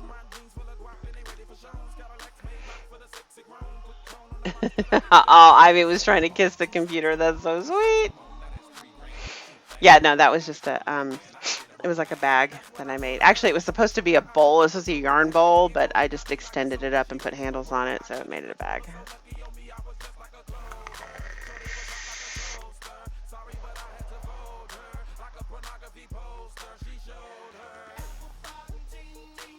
All right, so yeah, what are we doing here? We're doing, oh, no, okay. Oh, okay, look at that. Give me a recipe. Save me some time. All right. Wait, 6 plus 3 plus 4. 6 plus 3 plus 4, that's 13. 14, 15, 16 and a half. All right.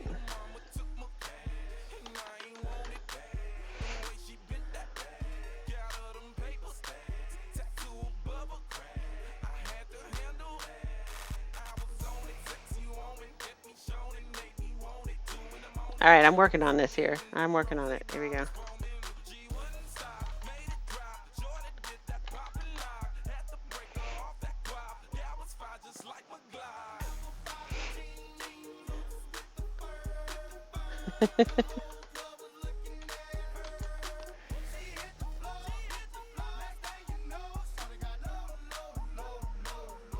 Oh, you're up in the culotta. Oh, no, you're not up in the culotta. Okay. Okay. Okay. That's not enough. We're missing 0.5% here somewhere. Hang on. 6 plus 3 is 9, plus 4 is 13. 13 and a half, 14 and a half, 15 and a half, 16 and a half. What's going on? What am I missing?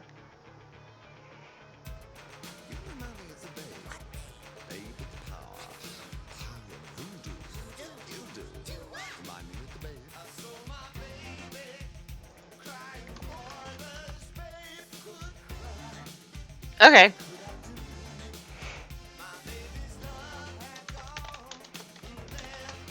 All right. And you know what? Aries is going to make me do a damn raspberry here. They are only with us for a short time. 19 years old. That's amazing. Oh, I can like, once I create the recipe, I can then knock it down to 15% if I want to, like, which is what I'll probably do. But we'll make it your way tonight. Okay.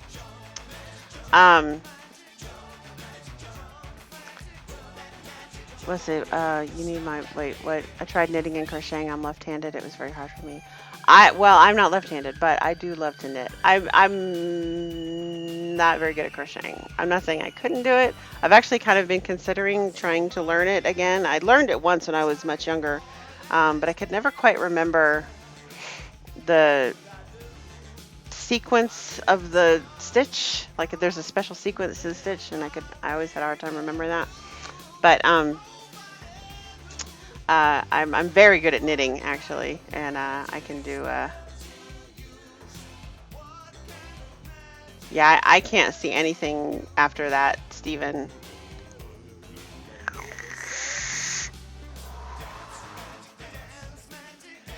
Could drop the blue rasp to 5 and the raspberry to 2.5.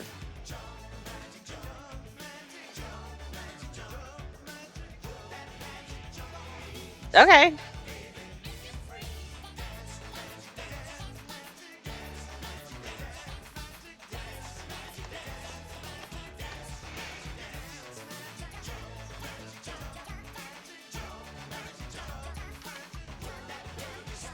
Nope. Let's see. Fix that. Nope. Nope. Okay. And then the... What'd you say, Blue? Drop the raspberry to 2.5.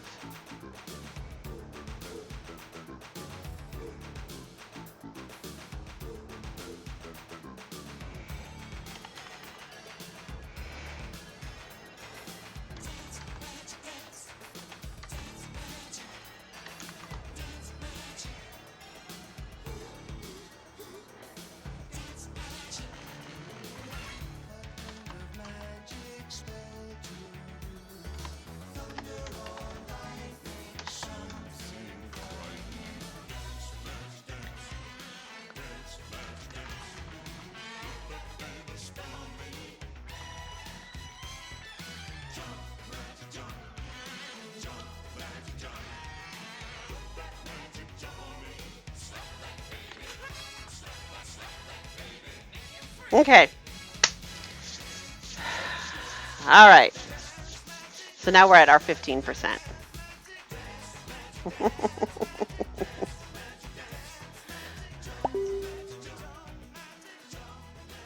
Yeah, we can't see whatever you're posting, Stephen. I'm sorry. I will, yep, I got it. I got it. Let's see here. Yep. Okay. All right, so here we go. This is going to be Green Saber. Okay, now you guys that have tried the Blue Saber, you all have liked it. I haven't received a bad word about it. Everybody thinks it is spot on a blue raspberry slushy, and that is the Blue Saber. Now, we are not taking the blue out necessarily, but we're going to make it green, okay? So, here is what we are going to do. Let me change this up to, okay, a 30 ml bottle. We definitely don't need to make that much. Okay. So Green Saber. All right. This is the, well, you say experiment 2, but I've never made this before, so. All right. So we are going to use, first off, we are going to need Flavor West's Blue Raspberry at 5%. Then we are going to use TFA's Raspberry at 2.5%.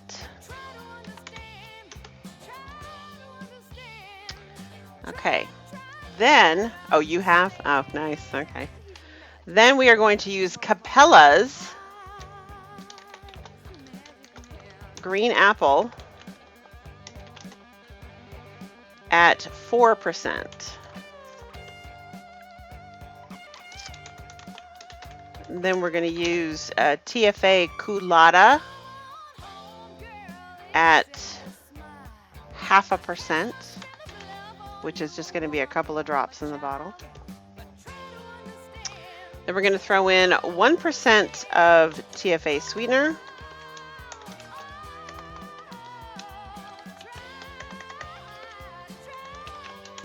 No, TFA sour. 1% of TFA sour. Sour, not sweetener. And 2% of TFA sweetener.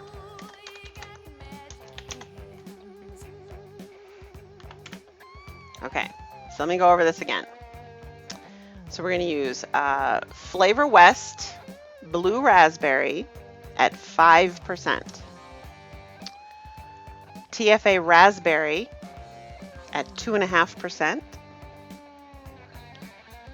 Capella's Green Apple at 4%.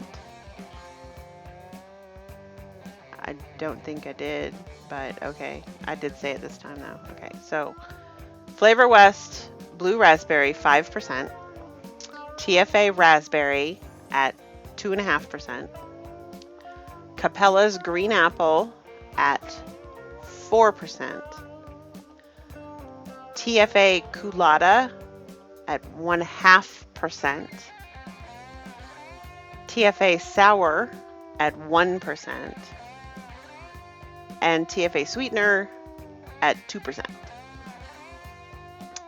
All right, so let's go make this in the lab real quick, and then we can come back here and chit chat and try it out.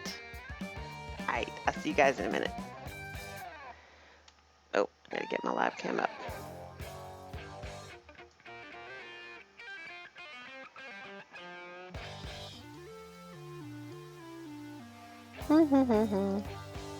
Oh, there we go. All right, I'll see you guys in a minute.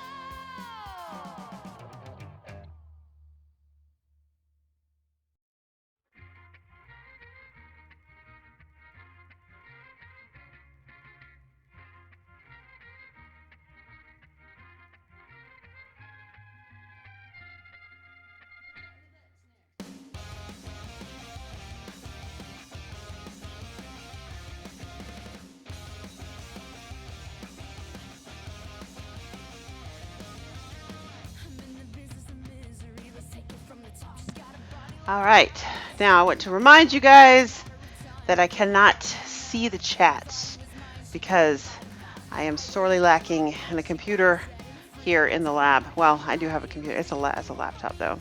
I don't think it would handle too many functions at one time. But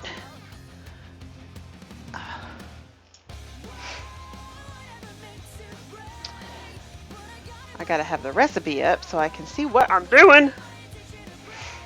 I can go ahead and grab the sweetener and the sour while I'm down here. And the raspberry for that matter. Okay, there we go. That's a lot of flavors.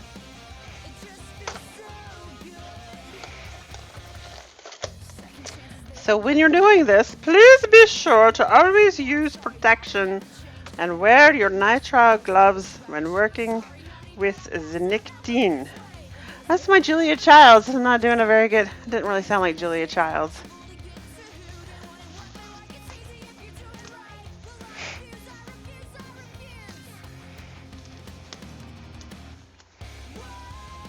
My Smurf hands. Okay.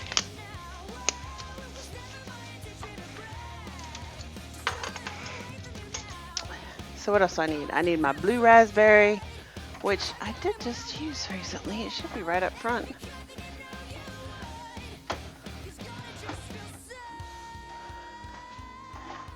Maybe I didn't use it recently. Where is my blue raspberry? There you are. Not where you belong, in the C's. Almost to the D's. You need to be in the B's. And what else do we need? Green apple, which is over here somewhere. That's guava. Where's my green apple? Oh, what is that?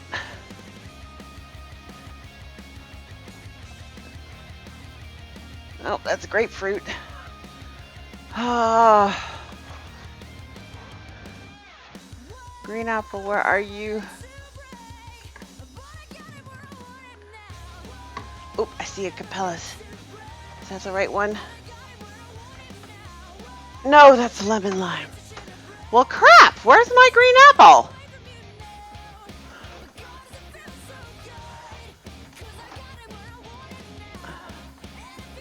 There you are.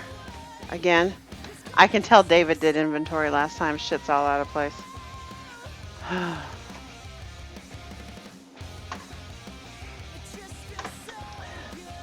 And what else do we need? Blah, blah, blah, green apple. Culotta. Culotta. There we go. Alright. Whew! Now we're ready to go. Alright. So, always shake your flavors. Now, if you're going to do this by weight, you'll need a scale. If you're going to do it by volume, you're going to need a syringe. I prefer to use a separate syringe per flavor because the flavor will permeate the plastic. So that's why I put a press-in adapter and an oral syringe on top like this, which you can get from me. You can get your concentrates with the press-in adapter included, and I sell the syringes on my website as well. So we're going to pull out 1.5 of the Flavor West Blue Raspberry. And then we need 0.8 of TFA Raspberry. 0.8, is that what I said?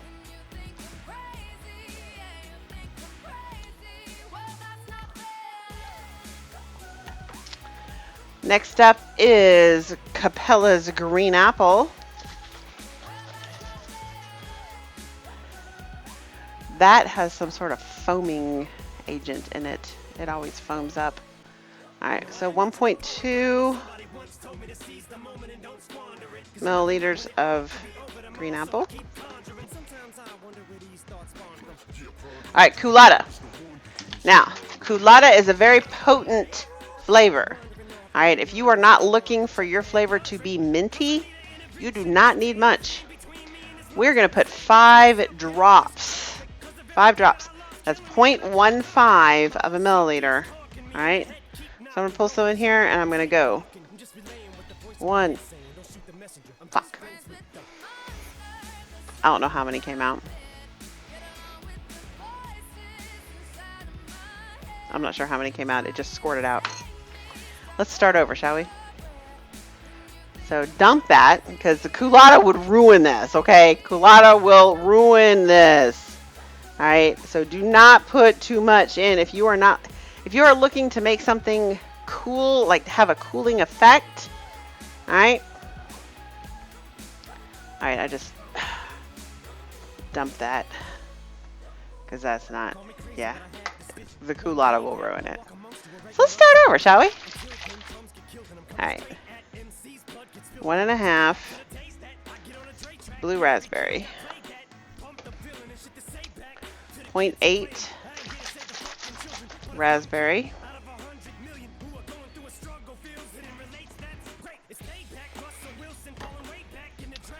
1.2 green apple.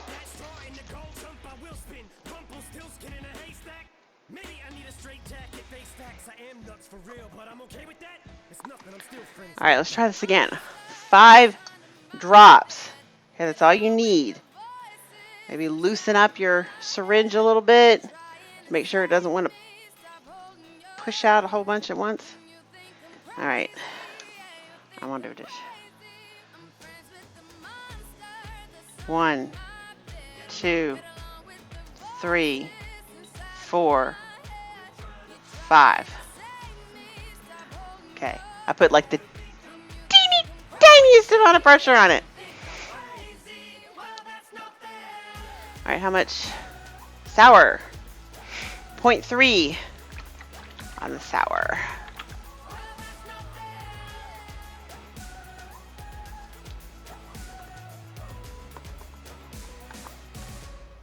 And 0.6 on sweetener.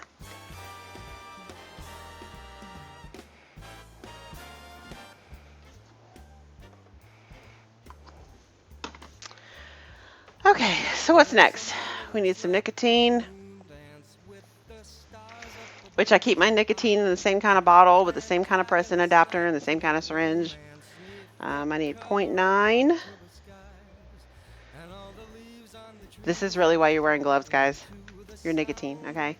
I mean, flavors, if they get on you, it'll make you smell like that flavor for the rest of the day, but they're not poisonous. They're not going to hurt you, okay? The gloves will protect you from that, but it's not going to hurt you. Nicotine, on the other hand, will hurt you. All right, 2 milliliters of PG. And then fill up the bottle with VG.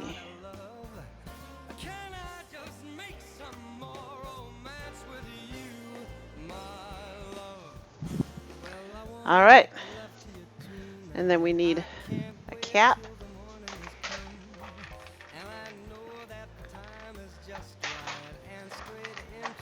And a nozzle.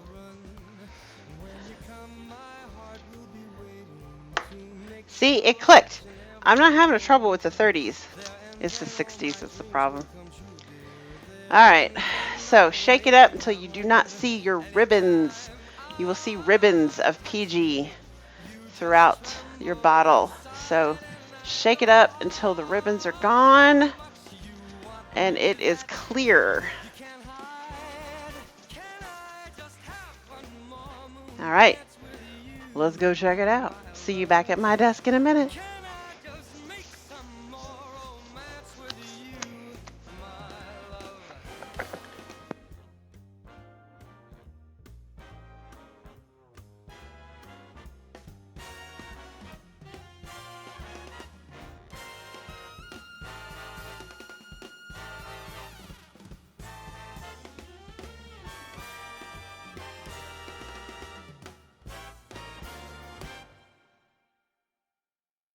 Well, I wanna make love to you tonight. I can't wait till the morning has come. And I know that the time is just right, and straight into my arms you will run. And when you come, my heart will be waiting to make sure that you're never alone. There and then all my dreams will come true, dear. There and then I will make you my own. Anytime I touch you, you just tremble inside, and I know how much you want me that you can't hide. Can I just have one more moon dance with you, my love? Can I just make some more romance with you, my love? Can I just have one more Hey, yes, it is. my I wish Peach was in here, Misty. some more Peach used to work with me, actually, and she would always tell people, she's like, "Oh, you guys really have no idea how anal she is."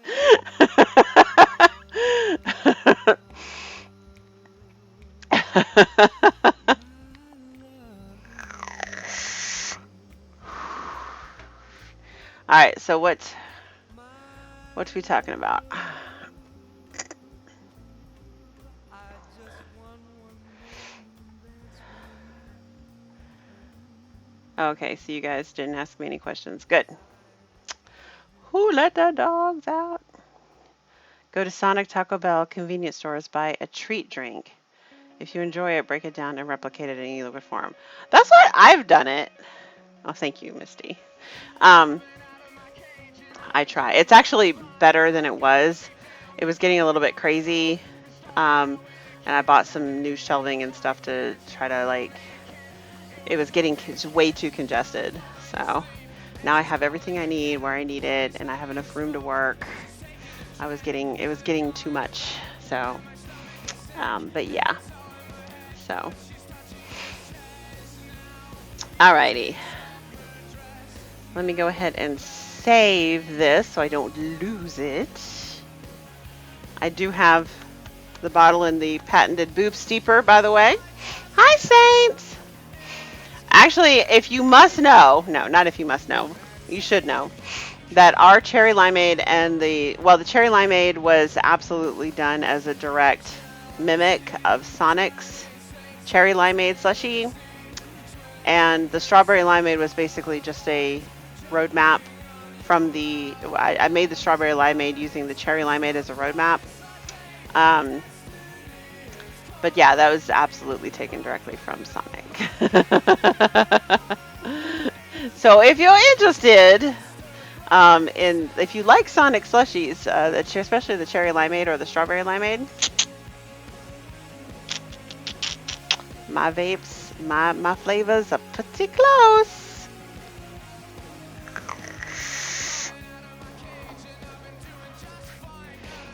Getting done next Tuesday. Ooh, what you getting done next Tuesday? What are you getting done next Tuesday? Are you going to Sonic next Tuesday? Do y'all have Sonic over in the UK? If you don't, you're so missing out. Sonic is like a drive. It's sort of mimics like the old drive-through, not drive-through, drive-up. The drive-up, like, well,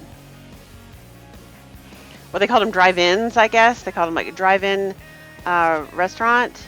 So you pull up into like a stall, and there's a menu there, and you push a button, and the intercom calls into the restaurant, and you order what you want, right?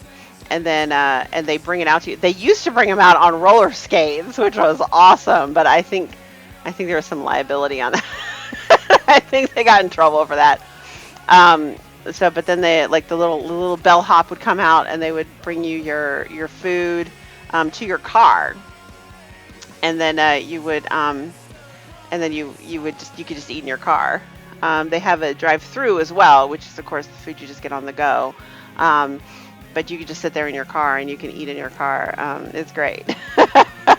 They'll bring out like a little tray of stuff, like, if you get drinks and stuff like that. It's pretty cute. But the biggest thing I love about Sonic is, oh no. Oh, that's terrible. Biggest thing I love about Sonic is that they have tots. I am a tater tot nut. Okay, I love tater tots. Okay, and I will go ape shit for tater tots. Okay, so you offer me tater tots at any given time, and I'm gonna take tater tots, even if they're like the bigger. Like I love going to Bojangles because they have their bow rounds, which are just like basically giant tater tots, right? Um, they have cheese. Yep, cheese tots. Um, it was funny after the first Minions movie came out. IHOP had a loaded tater tot dish where they had like, it was like tots and they put cheese and sour cream and chives. They were so good. It was so good. But I am a tater tot freak. I love tater tots. So I love going to Sonic so that I can get tater tots. And I love going to Burger King for breakfast because they have the little hash browns, right? Which are like basically flat tater tots, right? And like I said, Bojangles has the big giant flat tater tots. That is my weakness, is tater tots. I love me some tater tots. Gotta have me some tater tots. Love some tater tots. Oh wow, yeah. You know what, RS? I feel you. Like if you've had a bad experience, like I'm cool. I'm glad that you're okay with going to them now. But like when you have a bad experience somewhere, it's so hard. It is so hard to sort of get over that and go back, right?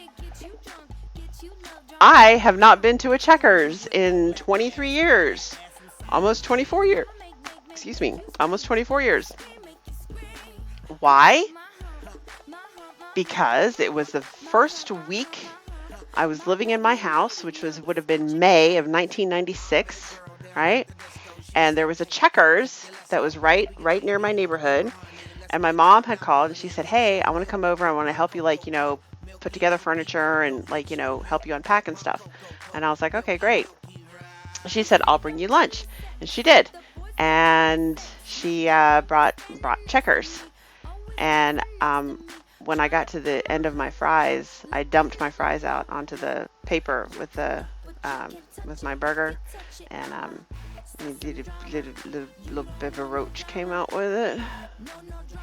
And look, I don't mean to be bashing Checkers, okay? Look, I realize that bugs happen. Bugs are going to happen no matter where you're working with food, okay? I get it, all right? It's very difficult to never have an incident with bugs, all right? But it happened to me. And I could not, I just can't handle going back to Checkers now, right? I can't go back to Checkers. I just can't. And from what I remember, they're pretty good too. But it just like my stomach turns every time I think about going to Checkers because I'm like, oh, I found a roach in my fries.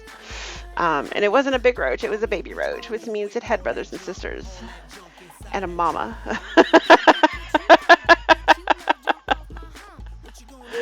And so I can't go back to Checkers. I just can't do it. Like, I don't care if you want to eat Checkers in front of me, that's fine. Just don't expect me to share. I can't do it. I would be absolutely devastated if I ever found anything in Taco Bell, because like Taco Bell is like a weakness for me. I love Taco Bell. Not as much of a weakness as tater tots, though. I will cut you for a tater tot.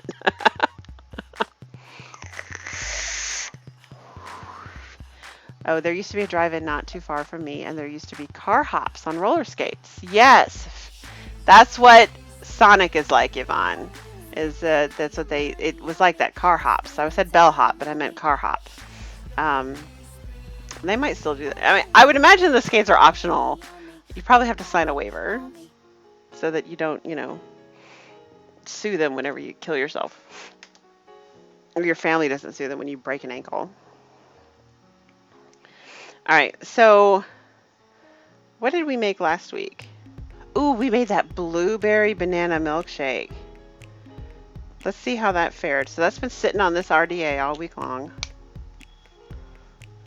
I know, right, Yvonne? Like I said, I will cut you for a tater tot. It's like, I was like, Mom was like, well, let's go out and get, let's just get some fast food. I was like,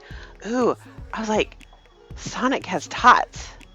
And she's like, yeah, but she's like, maybe we should go here, we should go there. And I was like, but Sonic has tots. And she goes, well, but they don't have this, or like maybe we should go. And I was like, but Sonic has tots. Are you not listening to me, woman? Sonic has tots.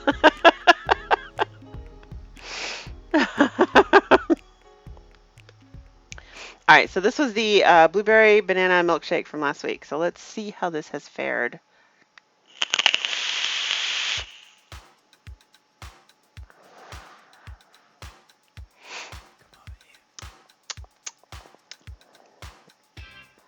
Mmm. Hmm.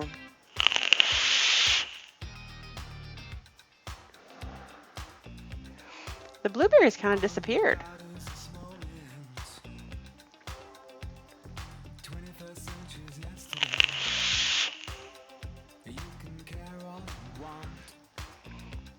I still taste the banana and the ice cream.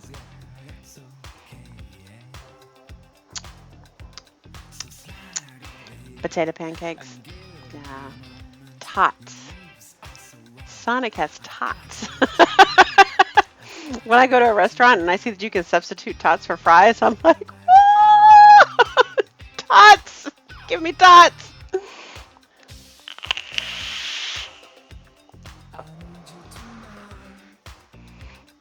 Yeah, the blueberry seems to have kind of... It's faded. It faded. That sucks. I know John Q was all about this flavor too. But yeah, the blueberry's kind of faded. Alright, let's re-wick this bad boy.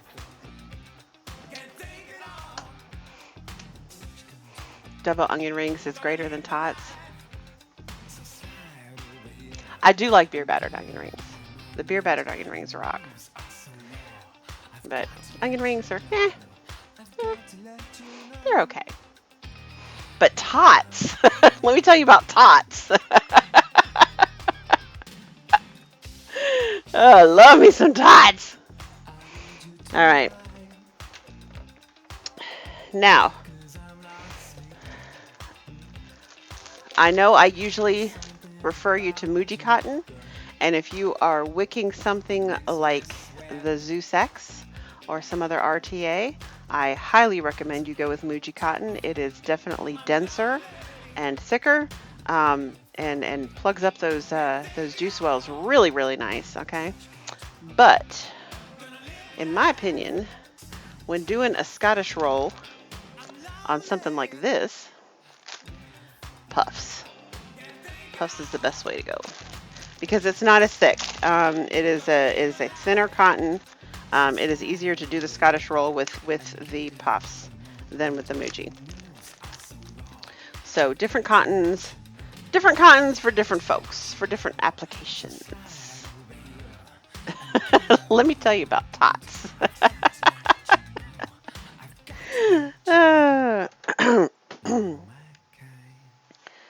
All right. So we need to remove the old wick.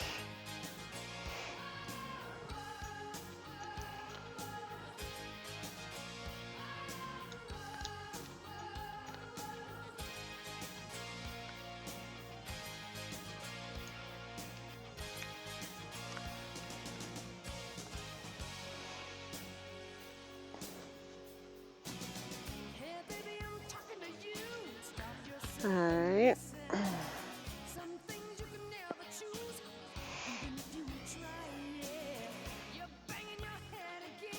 Now I cut the side of the wick off, throw my mod around, because there's a lot of juice in there and I don't want it to squeegee out into the juice well. Kind of want the cotton to do most of my cleaning for me.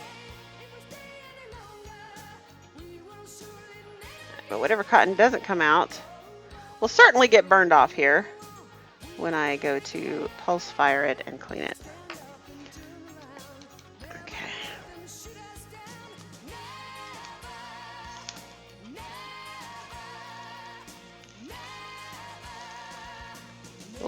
ones.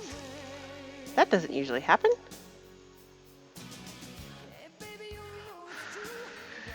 Let that cool off for a second. Maybe it's just not clean. Because usually these fire right up. Like that. Yeah, buddy. Love me some Aries coils. Oh, your son is sucking up all the internet. What's he playing? Alright, love me some Aries coils. Alright, so the Scottish roll wicking method, or what I like to call the doobie roll. This is when I changed the QoS on the kids' device. Yeah, that was our way of punishing too. Block them from the router. So you want to peel off the outside layers and then just stretch this out.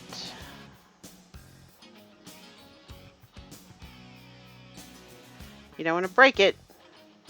You just want to stretch it.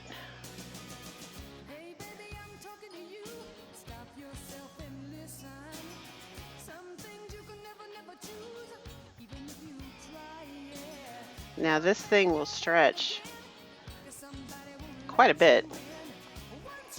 Okay, so now you've got this translucent cotton, right? You tried doobies during the hippie days, right?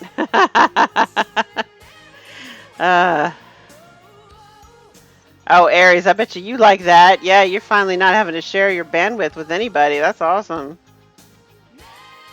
So, you know, Aries, I have found, well, I'll tell you guys in a minute. Here we go. Let's talk about living alone here in a few minutes. All right, so once you do this, break it in half and roll up your doobie. Doobie is still an accepted term, Yvonne, for what I'm doing here, all right? Very few things on this planet require this kind of this function right here. And I know you know what I'm talking about. Funny thing about it is I've actually gotten really good at this. I was terrible at it in high school. I actually went to visit my friend Shannon when we came back from DC. We stopped off in Virginia for a few days to visit my friend Shannon, and I brought it up to her actually about how because it was with her actually when my friends they attempted to let me try to roll in high school. They let me do it twice, and they're like, "Fuck it, you're never doing this again. You're terrible at it." And I mentioned that to her. I was like, "Do you remember that?" She's all like, "No, I do not remember that." I was like, "Yeah, y'all let me try it like twice," and it was like, okay, so if you yank on it and it really doesn't want to come through, it's too thick. I was like, yeah, it's like y'all let me try like twice, and it came out so bad. Y'all were like, no, you can't do this anymore. She thought it was hilarious, so she's like, I don't remember doing that. I was so bad at this, though. I bet you I could do it now, though. So just comb out some of the extra fluffies here. Not a lot, because this is, like I said, this is a thinner material. This is probably too thick, too. I'm just going to take off a layer.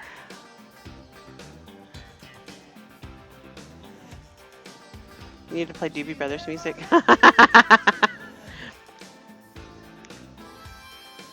I'm surprised most of my David Bowie is still okay. Of course, everybody hated this album anyway.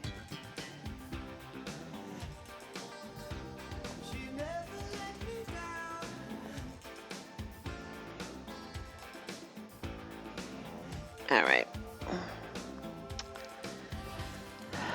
So now just cut off the parts that you squoze with your fingers. and then fluff them up.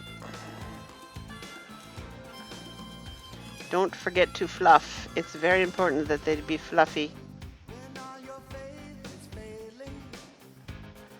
Fluff, fluff, fluff, fluff, fluff, fluff, fluff, fluff, fluff, fluff. Okay. And then tuck in the ends.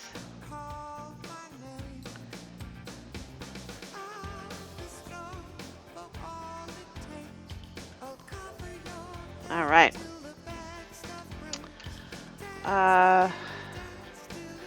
She's not involved with the vape community anymore, but she used to be.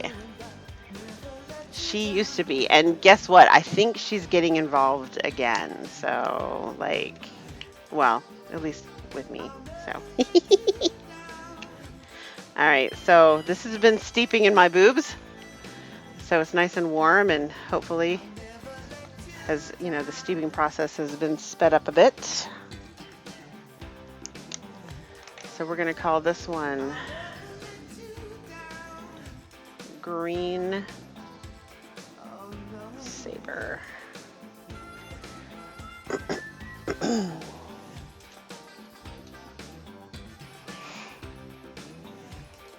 She's either not home or she's knitting. Like, she has this thing,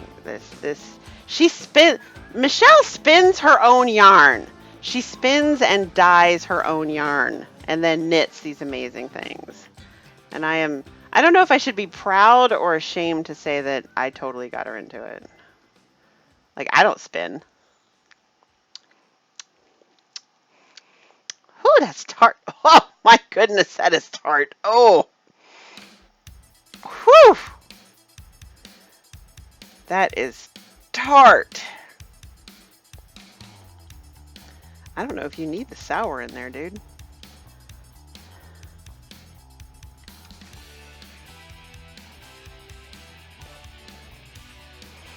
All right. That is, whew. That's making me pucker. Now you want to make sure though, like I'll take this excess and clean out the inside of my RDA here, because you never know what's inside there.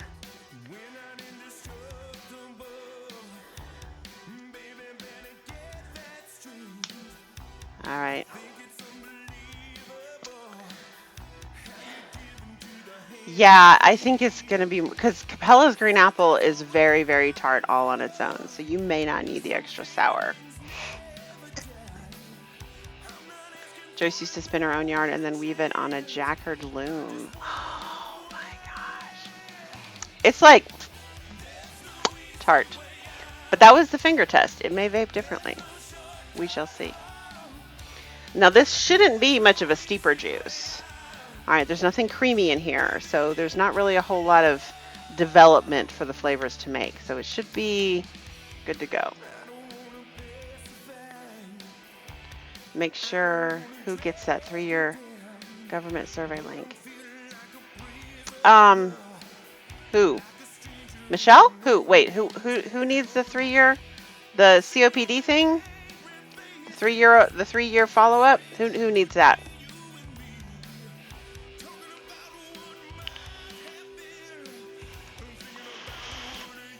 Blow off a little bit there.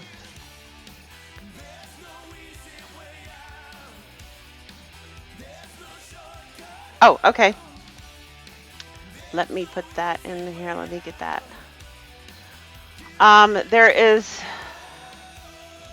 Here is a link, direct link to the study itself. Michelle, it's pretty long. There you go. And then here is an article about it, which might be easier to read.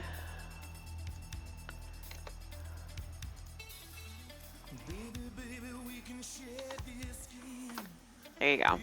Okay. Anything else you need? I'm here to serve. All right. All right, let's try this.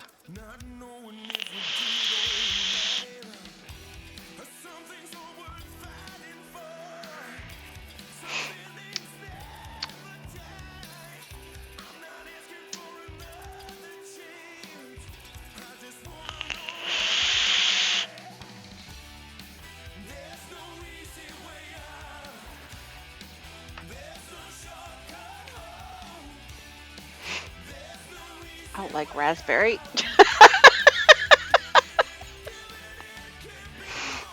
um, it's very tart. It's very tart. I'm not crazy about the apple raspberry mixture,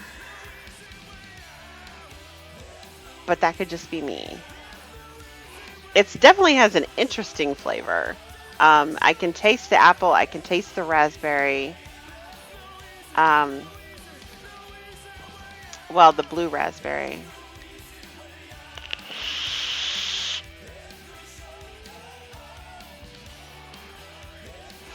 It definitely has that cooling effect too, which is actually really cool. It's not minty. It's just cool. Um,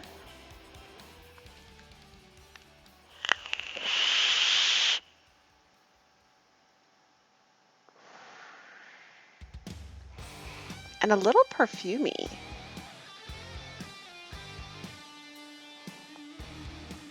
That wouldn't be coming from the green apple though.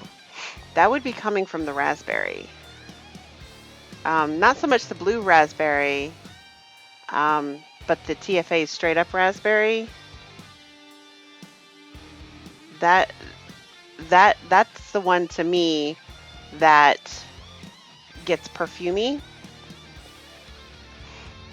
And so I'm thinking if I were to play with this recipe, I personally, if I were to play with this recipe, I would probably drop the raspberry out altogether.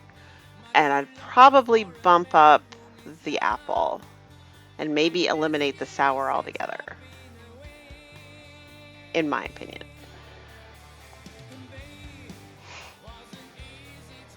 Thank you, Stephen.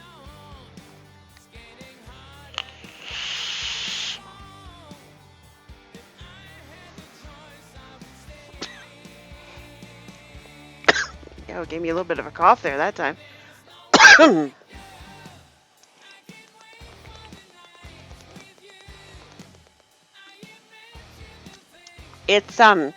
It's got a coolness to it, not a minty flavor, just a coolness. And I've really been into that lately because my sparkling cranberry definitely has that coolness to it, and I really like it. Um, I'm not a minty vapor, so I don't really care. To me, if you've got any kind of mint in a flavor, it just takes over. Um, for example, Hard Rock Vapor is pretty well known for their minty fruits, right? What green apple would you sub out that is not as sour?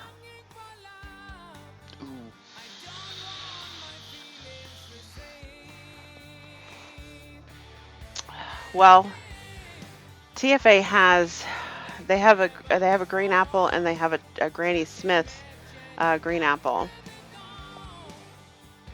And wait, is it two different ones? They have two different ones. I think they have a green apple and they have a Granny Smith apple.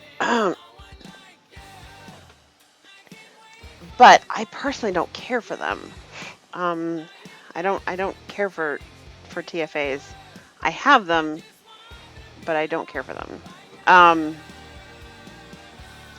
I mean, Capella's green apple is just so spot on. I mean, it's practically, I mean, straight up as is, it's practically like having a green Jolly Rancher. It's so good. It's sour, it's appley, it's like I said, it's like popping a green Jolly Rancher in your mouth. Um, I mean, and you can play with it and you can, tweak it a little bit, but for the most, like if you're looking for a green Jolly Rancher, just go for Capella's green apple because it's dead on. Let me try again.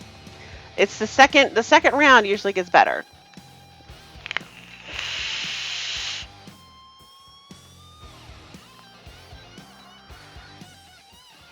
And also you have to take into account that I don't like raspberry at all. So it's sort of like, how like if there's something you don't like in something, like that's all you can taste. For example, I hate green peppers, right? And when people get pizza and they put green peppers on it, I can't eat it. I can't. They're like, well, just pick their green peppers off. That doesn't work that way, okay? Because the juices from the green pepper have gotten all over your pizza, All right, and you cannot pick that shit out. All right, it's one thing for me to bite into a green pepper. It's another thing for me to just taste the green pepper taste all over a pizza. It's just blah. I can't do green peppers. So that needs to be taken into account, in that I don't care for raspberry, so it might be sticking out to me more than other, than the other flavors, just because I don't like it. But for somebody who likes raspberry, they may not taste it at all. Oh, what did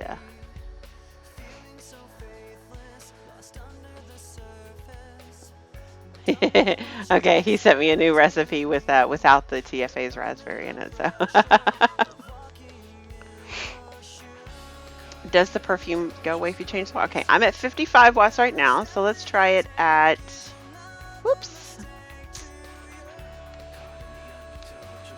Let's try it at 75 watts. Because that's an excellent question, Dorothy. Pineapple absolutely belongs on a pizza.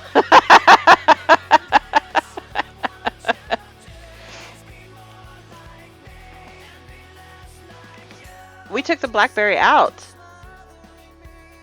You want to put blackberry back in? Because that's another one that can get very perfumey. If you're not careful with blackberry, it can get very perfumey.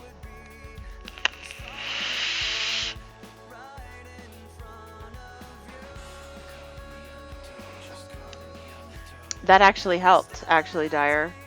That took away the perfuminess. Oh, what's this?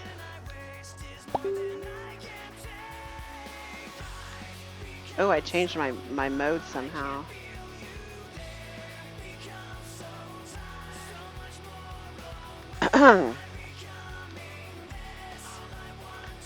Oh, hang on. There we go. In the modified recipe. Okay, blue raspberry, green apple, vanilla, colada, and sucralose. There you go. I can see that one working.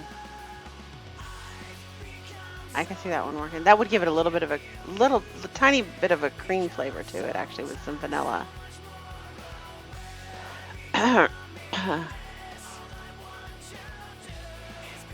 One of your other raspberry is like that from, yeah, like the raspberry is a little perfumey. I bumped up the wattage.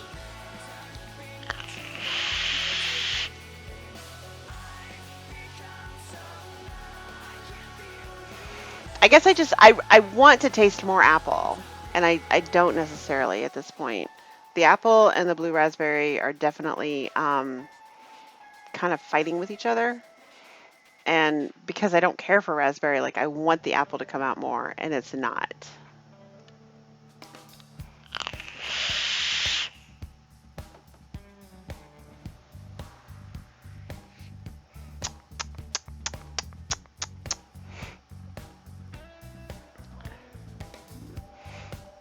Yep, get the wattage right, or you taste the flowers. Let's try 65.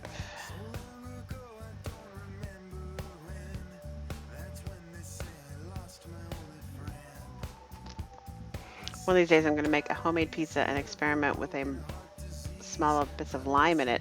I saw one the other day. Somebody made a pizza covered in peas. I was like, hey, oh, and then I saw one with kiwi on it. I was like, okay, look, y'all taking this shit too far. I do like pineapple on my pizza. I'm definitely team pineapple, okay?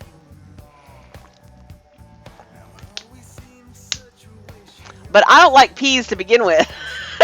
So the idea of putting a bunch of peas on your pizza is just wrong. It's just wrong. I would try the kiwi pizza. I would try it. I'm not saying I'm not making promises, but I would try it. I would not, however, try a pea pizza. Stephen, it is Martin Luther King Jr. Day. You are in the UK, yes? Or are you in the United? I can't remember if you're in the US or in the UK, Stephen. I think, well, no, actually, I think you're in the US. Martin Luther King Jr.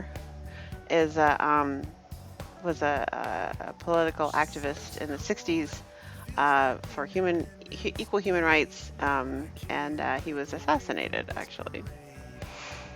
So we do. I can't remember when his birthday actually is, but it's usually the third Monday of the month of January that we take the day off.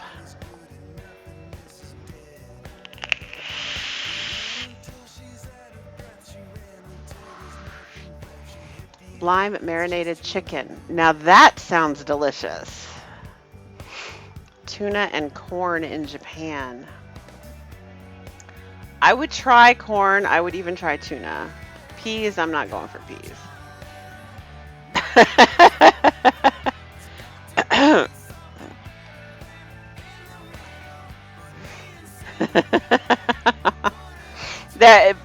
Yvonne, pineapple is like this polarizing subject, right? You have people who absolutely despise it, and you have people who absolutely love it. I am definitely hashtag team pineapple. I love pineapple on my pizza. I do a Hawaiian pizza any day of the week, twice on Sunday. Ham and pineapple on a pizza.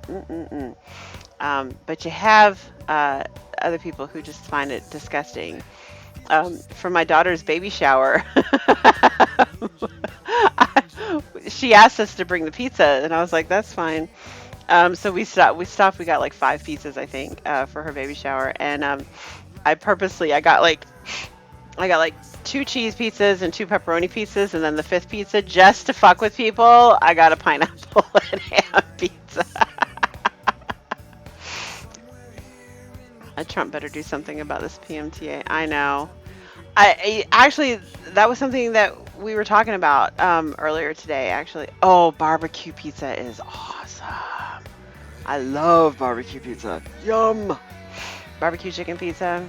You're in West by Golly, Virginia. Okay. Wow, Virginia's going through some shit right now.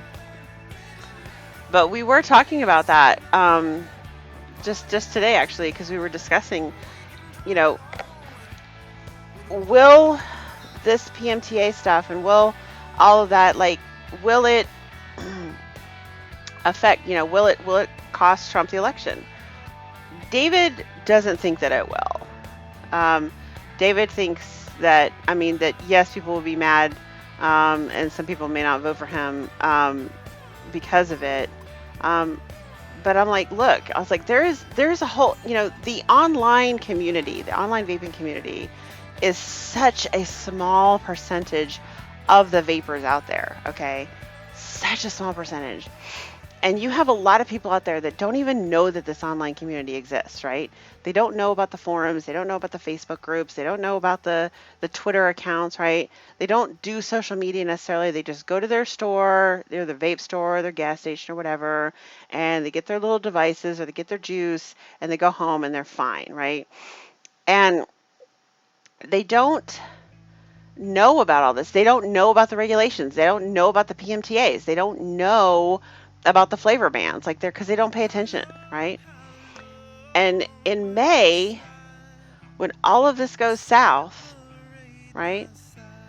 And they're going to go to the store and they're going to be like, either find their stores closed or find that their gas stations don't stock it anymore. They're going to be like, well, what the fuck happened to my vape? Right? And they're going to be like, oh, well, the, regulations can't do it anymore. It's against the law. And those people are going to be pissed off. Be like, well, what the fuck happened?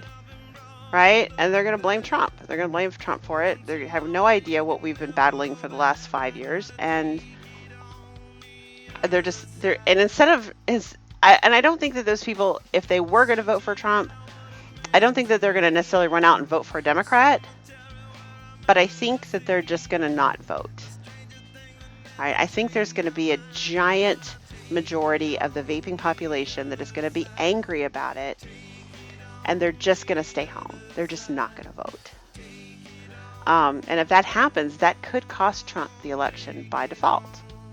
There is a giant majority, I shouldn't say majority, there's a giant population of vapors in a lot of states that is much bigger than the margins that Trump won those states by. There's like 17 states. There, Brad Pascal, I think, did a study of it, showing that 75%. The study showed that 75% of vapors would not vote for Trump if he bans vaping, and there was like 17 states that he won by a narrow enough margin that if 75% of the vapors decided to vote, either not vote for him at all or just vote against him, he would lose those 17 states.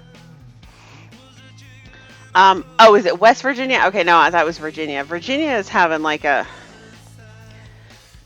don't exactly know. I know it's something about the guns, something about taking away your guns in Virginia. I know there's protests that are planned. There's all kinds of crap that's going on in Virginia right now. They're trying to take away your guns. And that's the thing, is that people don't really want to hear this, right? But it's like, if they take away our vapes, like, what's next? Okay.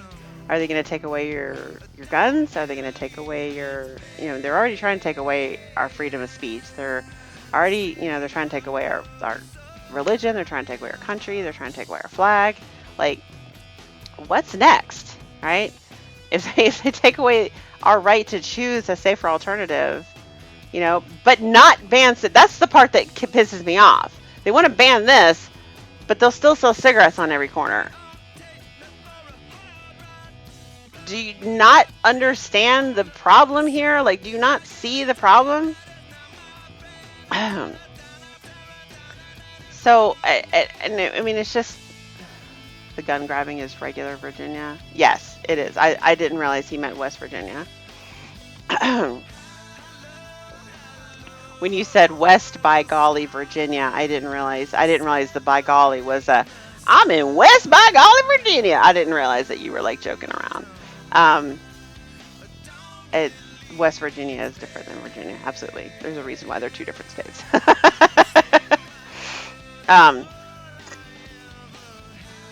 But you can only run from state to state for so long. Like, what else are they going to come for?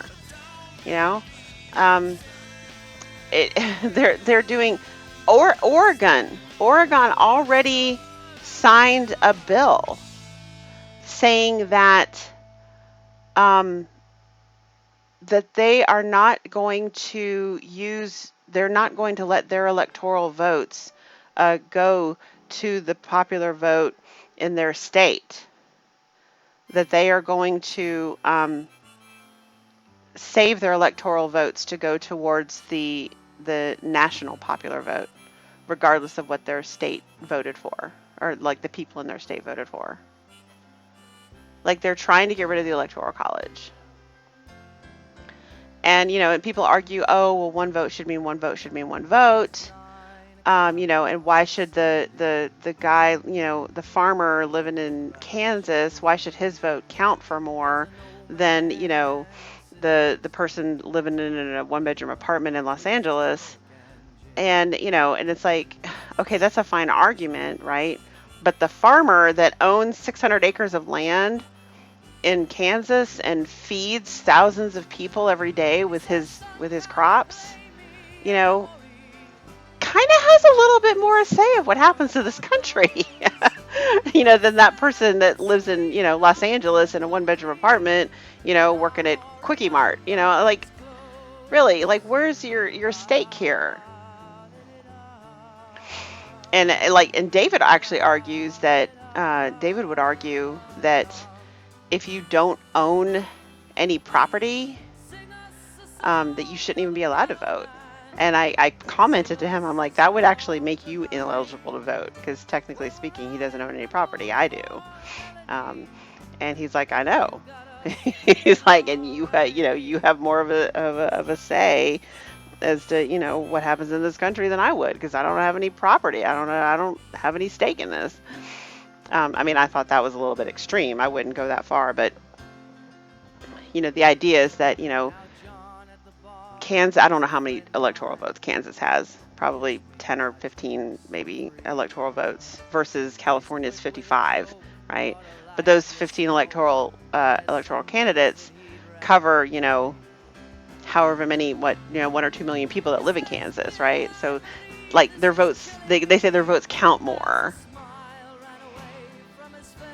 I know, right? Aries, like the Electoral College, I think it does violate the U.S. Constitution, but they're doing it.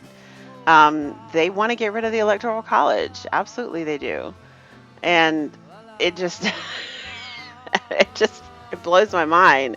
They only want to get rid of the Electoral College whenever it doesn't benefit them. The next time a Democrat wins but didn't win the popular vote, they're all going to be like, "Yay, rah rah, the Electoral College," right? And it's like, but because it goes both ways. The Electoral College is obsolete.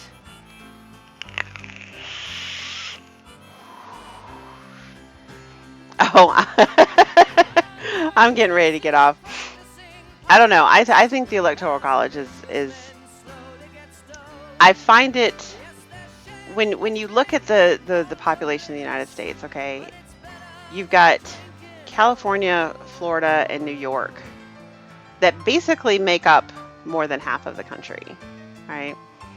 And you still think it's obsolete? I just don't think that California, New York, and Florida should be able to dictate the way the entire country is run. And that's what the Electoral College, prevents. It prevents the entire country being run by California, Florida, and New York. Why not just bring back the 3/5 vote if only landowners count? And like I said, that's not, like I said, David is a little bit extreme on that one, and that would never happen. I mean, that's not constitutional. But eventually the city folks will make enough stupid laws that the rest of the country will have to stop sending them food and water.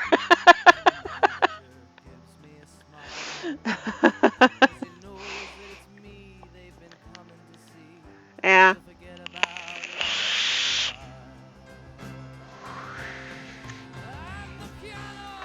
Second drip. It's usually better on the second drip. So we're going to second drip this and see how it tastes.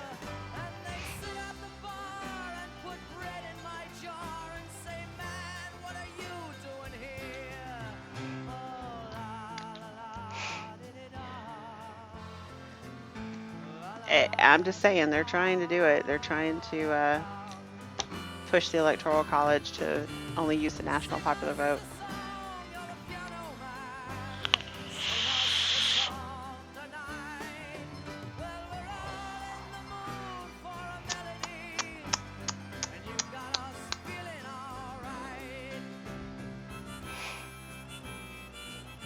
Yeah, it's just not my thing, Aries.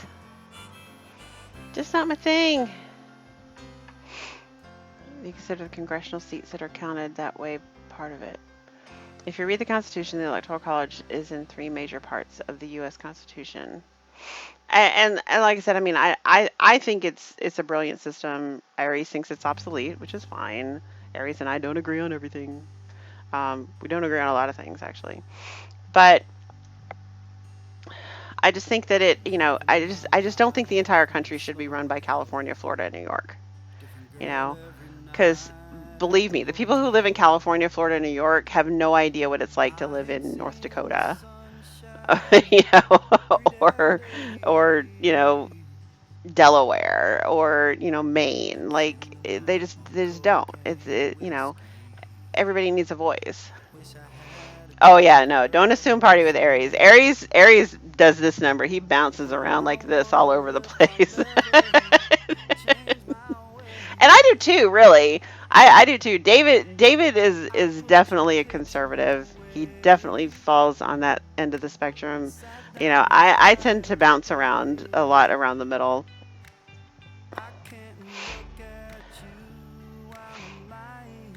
Which states actually matter when it comes to an election? I mean, if you're going with the popular vote, like I said, California, Florida, New York. Probably Texas. Texas is probably part of that too.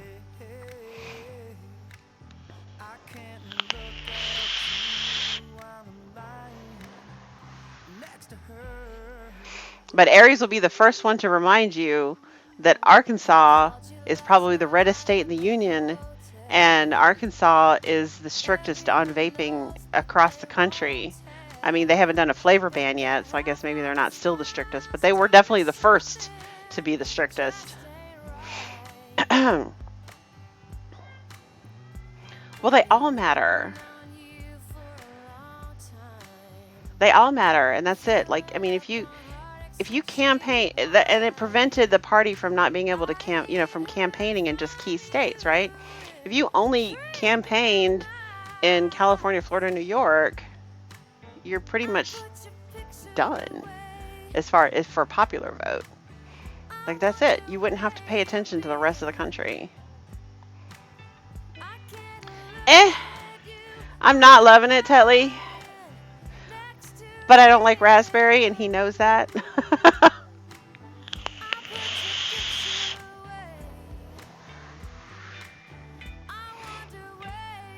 It's a raspberry green apple vape.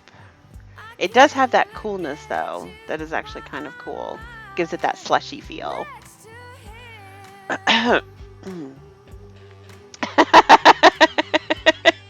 He does. He is good at that.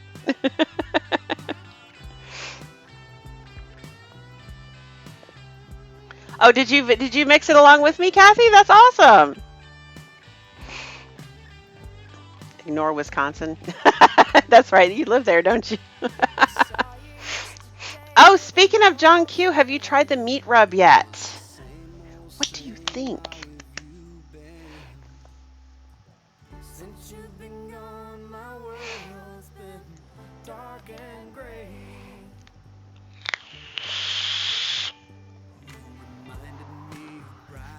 I mean, I haven't put it down yet, so it's not terrible. I've definitely made some juices that were just disgusting.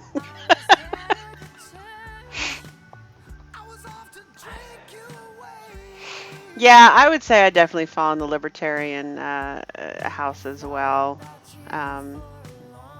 You tried it on burgers? Nice. Yeah, we're getting ready to roll that out. We got labels in, we got bottles in. We just got to make it really at this point and then market it. All right, guys. I know that RS is down with the flu. I know Munchkin was tired today too, so I know that there is no the usual fuckery. The worst voter in the world is one who votes based on party. There you go. I had at some point I thought I heard that, like, if you declare yourself a Republican or a Democrat, like, you have to vote in that party or some shit. And I was like, where the fuck did that come from? You know, if I don't want to be locked into a party. If I don't like the party, I'm not voting for them. You know, you can't make me vote for somebody. Yeah, Flavor West Blue Raspberry is definitely the best.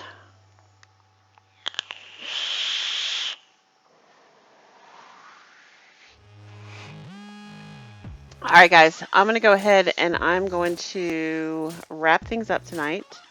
But I do want to remind you guys. Okay, you see those icons down the side of the screen there? Look, you guys have got to be active. Okay? You got to talk to people. You got to educate them. You are the best front we have. All right? You've got to talk to people. Talk to, and don't immediately jump to the federal. I think that was our problem, is that we jumped to the federal level and we kind of forgot about the local governments, right? You got city councilmen, you got county commissioners, you got state level senators and state level representatives. Get meetings with them, write to them, talk to them, call them, explain to them what's going on.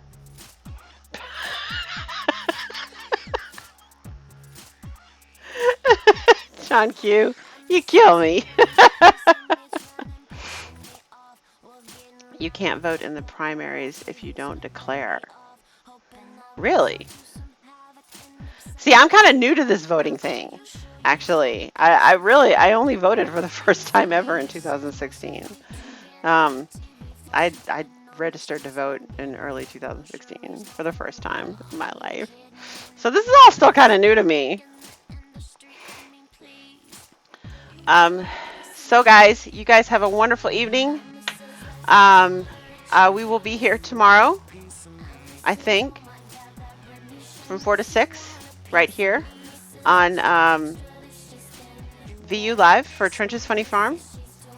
Talk to him about the politics thing. He's way better at it than I am. You know, I'm getting disenchanted very quickly because I just feel like, I don't know, I feel like we're screaming. We're all screaming at the top of our lungs in the middle of a crowded room and no one is paying attention. And they're just doing whatever the fuck they want to do anyway, which pisses me off. Good for you, Yvonne. Awesome. I love to hear that. You know, and it's hard. You know, they slip this stuff in underneath our noses and we don't always know about it. Biggest embarrassment of last year was finding out that Lilburn, the city I live in, passed a vape ban, or they passed a ban on any new shops. They didn't touch the shops that already exist. They can stay, but they won't let any new shops open up in Lilburn. And I didn't even know it. We didn't even know it. It slipped in right under our noses and got passed. And I found out from a reporter. A reporter called me the next day and wanted a statement from me. That sucked, right? How embarrassing is that? You know, we were hyper focused on a flavor ban in Atlanta. We were focused on a shop ban in Alpharetta, and we completely missed what was happening in Lilburn. You know, plus we were working on state level stuff and federal level stuff, and like didn't even pay attention to what was happening in our backyard. Biggest advocacy embarrassment of 2019 for us. So don't let that happen. All right. These people are easy to talk to. They're not full-time politicians. So contact them, talk to them, educate them. They need to know what's happening. So yeah, in Arkansas did it on the state level. But these cities, little cities, one at a time, little popping up and doing these little grabs for vaping bans just all over the place. And if there's nobody to oppose them, there's nobody to stop them. So, and it's so much harder to get a law changed than it is to stop it from becoming, okay? We have stopped many of them. We stopped the Atlanta one. We stopped the Alpharetta one. We didn't stop the Lilburn one, but, you know, you can't win them all. But it's like, it is so much easier to get them stopped than it is to change them once it happens. Once it's in the books, it's there. You are not changing that shit. All right. So try to educate them before it gets to that point. That's my takeaway today. Okay. Get them educated before it gets to that point, because I don't want to feel like we're totally fucked, but I kind of feel we're totally fucked. All right, guys. Something in this is making me cough.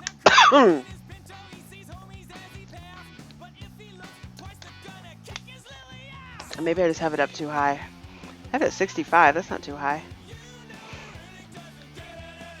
Let's go back down to 55 and see what happens.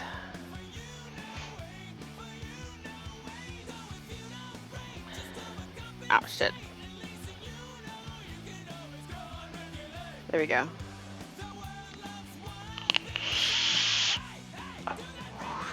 Oh, cool. Okay. Oh, that's better. 55 was better. Something in it was making me cough. All right, so Chords is casting. So if you guys still want some entertainment, I'm going to put the other side link in the room, and you can head on over there and chat with Chords for a while. It's not the usual fuckery, but it is fuckery nonetheless. So you guys have a great evening. I will see you tomorrow from 4 to 6. And have a great weekend. If you have a 3-day weekend, enjoy it. And I will talk to you soon. Bye, guys.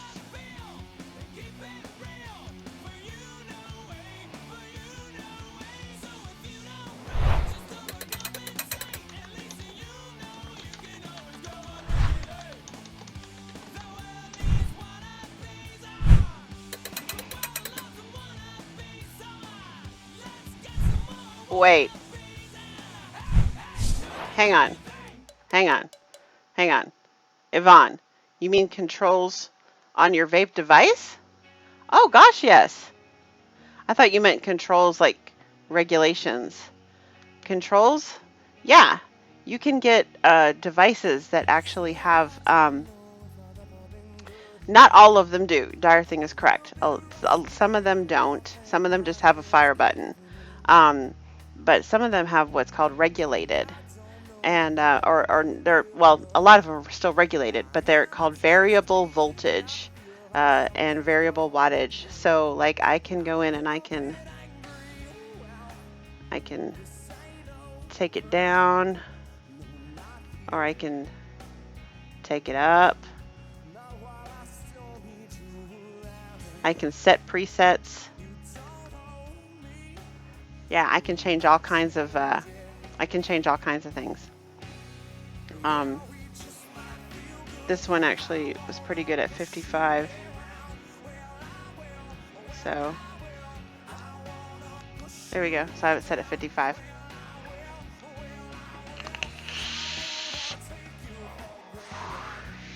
But not all of them have it. For beginners, I generally steer them towards devices that don't have variable controls on it, just because it's a lot to learn. So, you think that's neat? That's cool. Yeah, you can change. Like this one has a I don't know what it's called. It's called like a hit setting, where you can have it hit soft. You can have it hit normal. You can have it hit powerful. Like I think it adjusts how quickly the coils heat up. So if it's soft, the coils will heat up really slowly. And if it's powerful, the coils heat up really fast. You know, so it's like it does all kinds of different. You can adjust everything. That's what's so great about vaping. You can adjust everything. Like everything about your vaping experience is adjustable, right? You can adjust how warm or cool the vape is by the ohms resistance on your coil. You can adjust how much flavor you get. You can adjust, plus you can adjust the e-liquid itself. You can adjust how thick the clouds are. You can adjust how much throat hit you get. You can adjust how much flavor you taste. Like everything, every little detail about your vaping experience is adjustable if you just know which settings to change. Like that's what's so great about it, because everybody is different. So yeah, there you go. All right, now I'm really out of here. Good night, guys.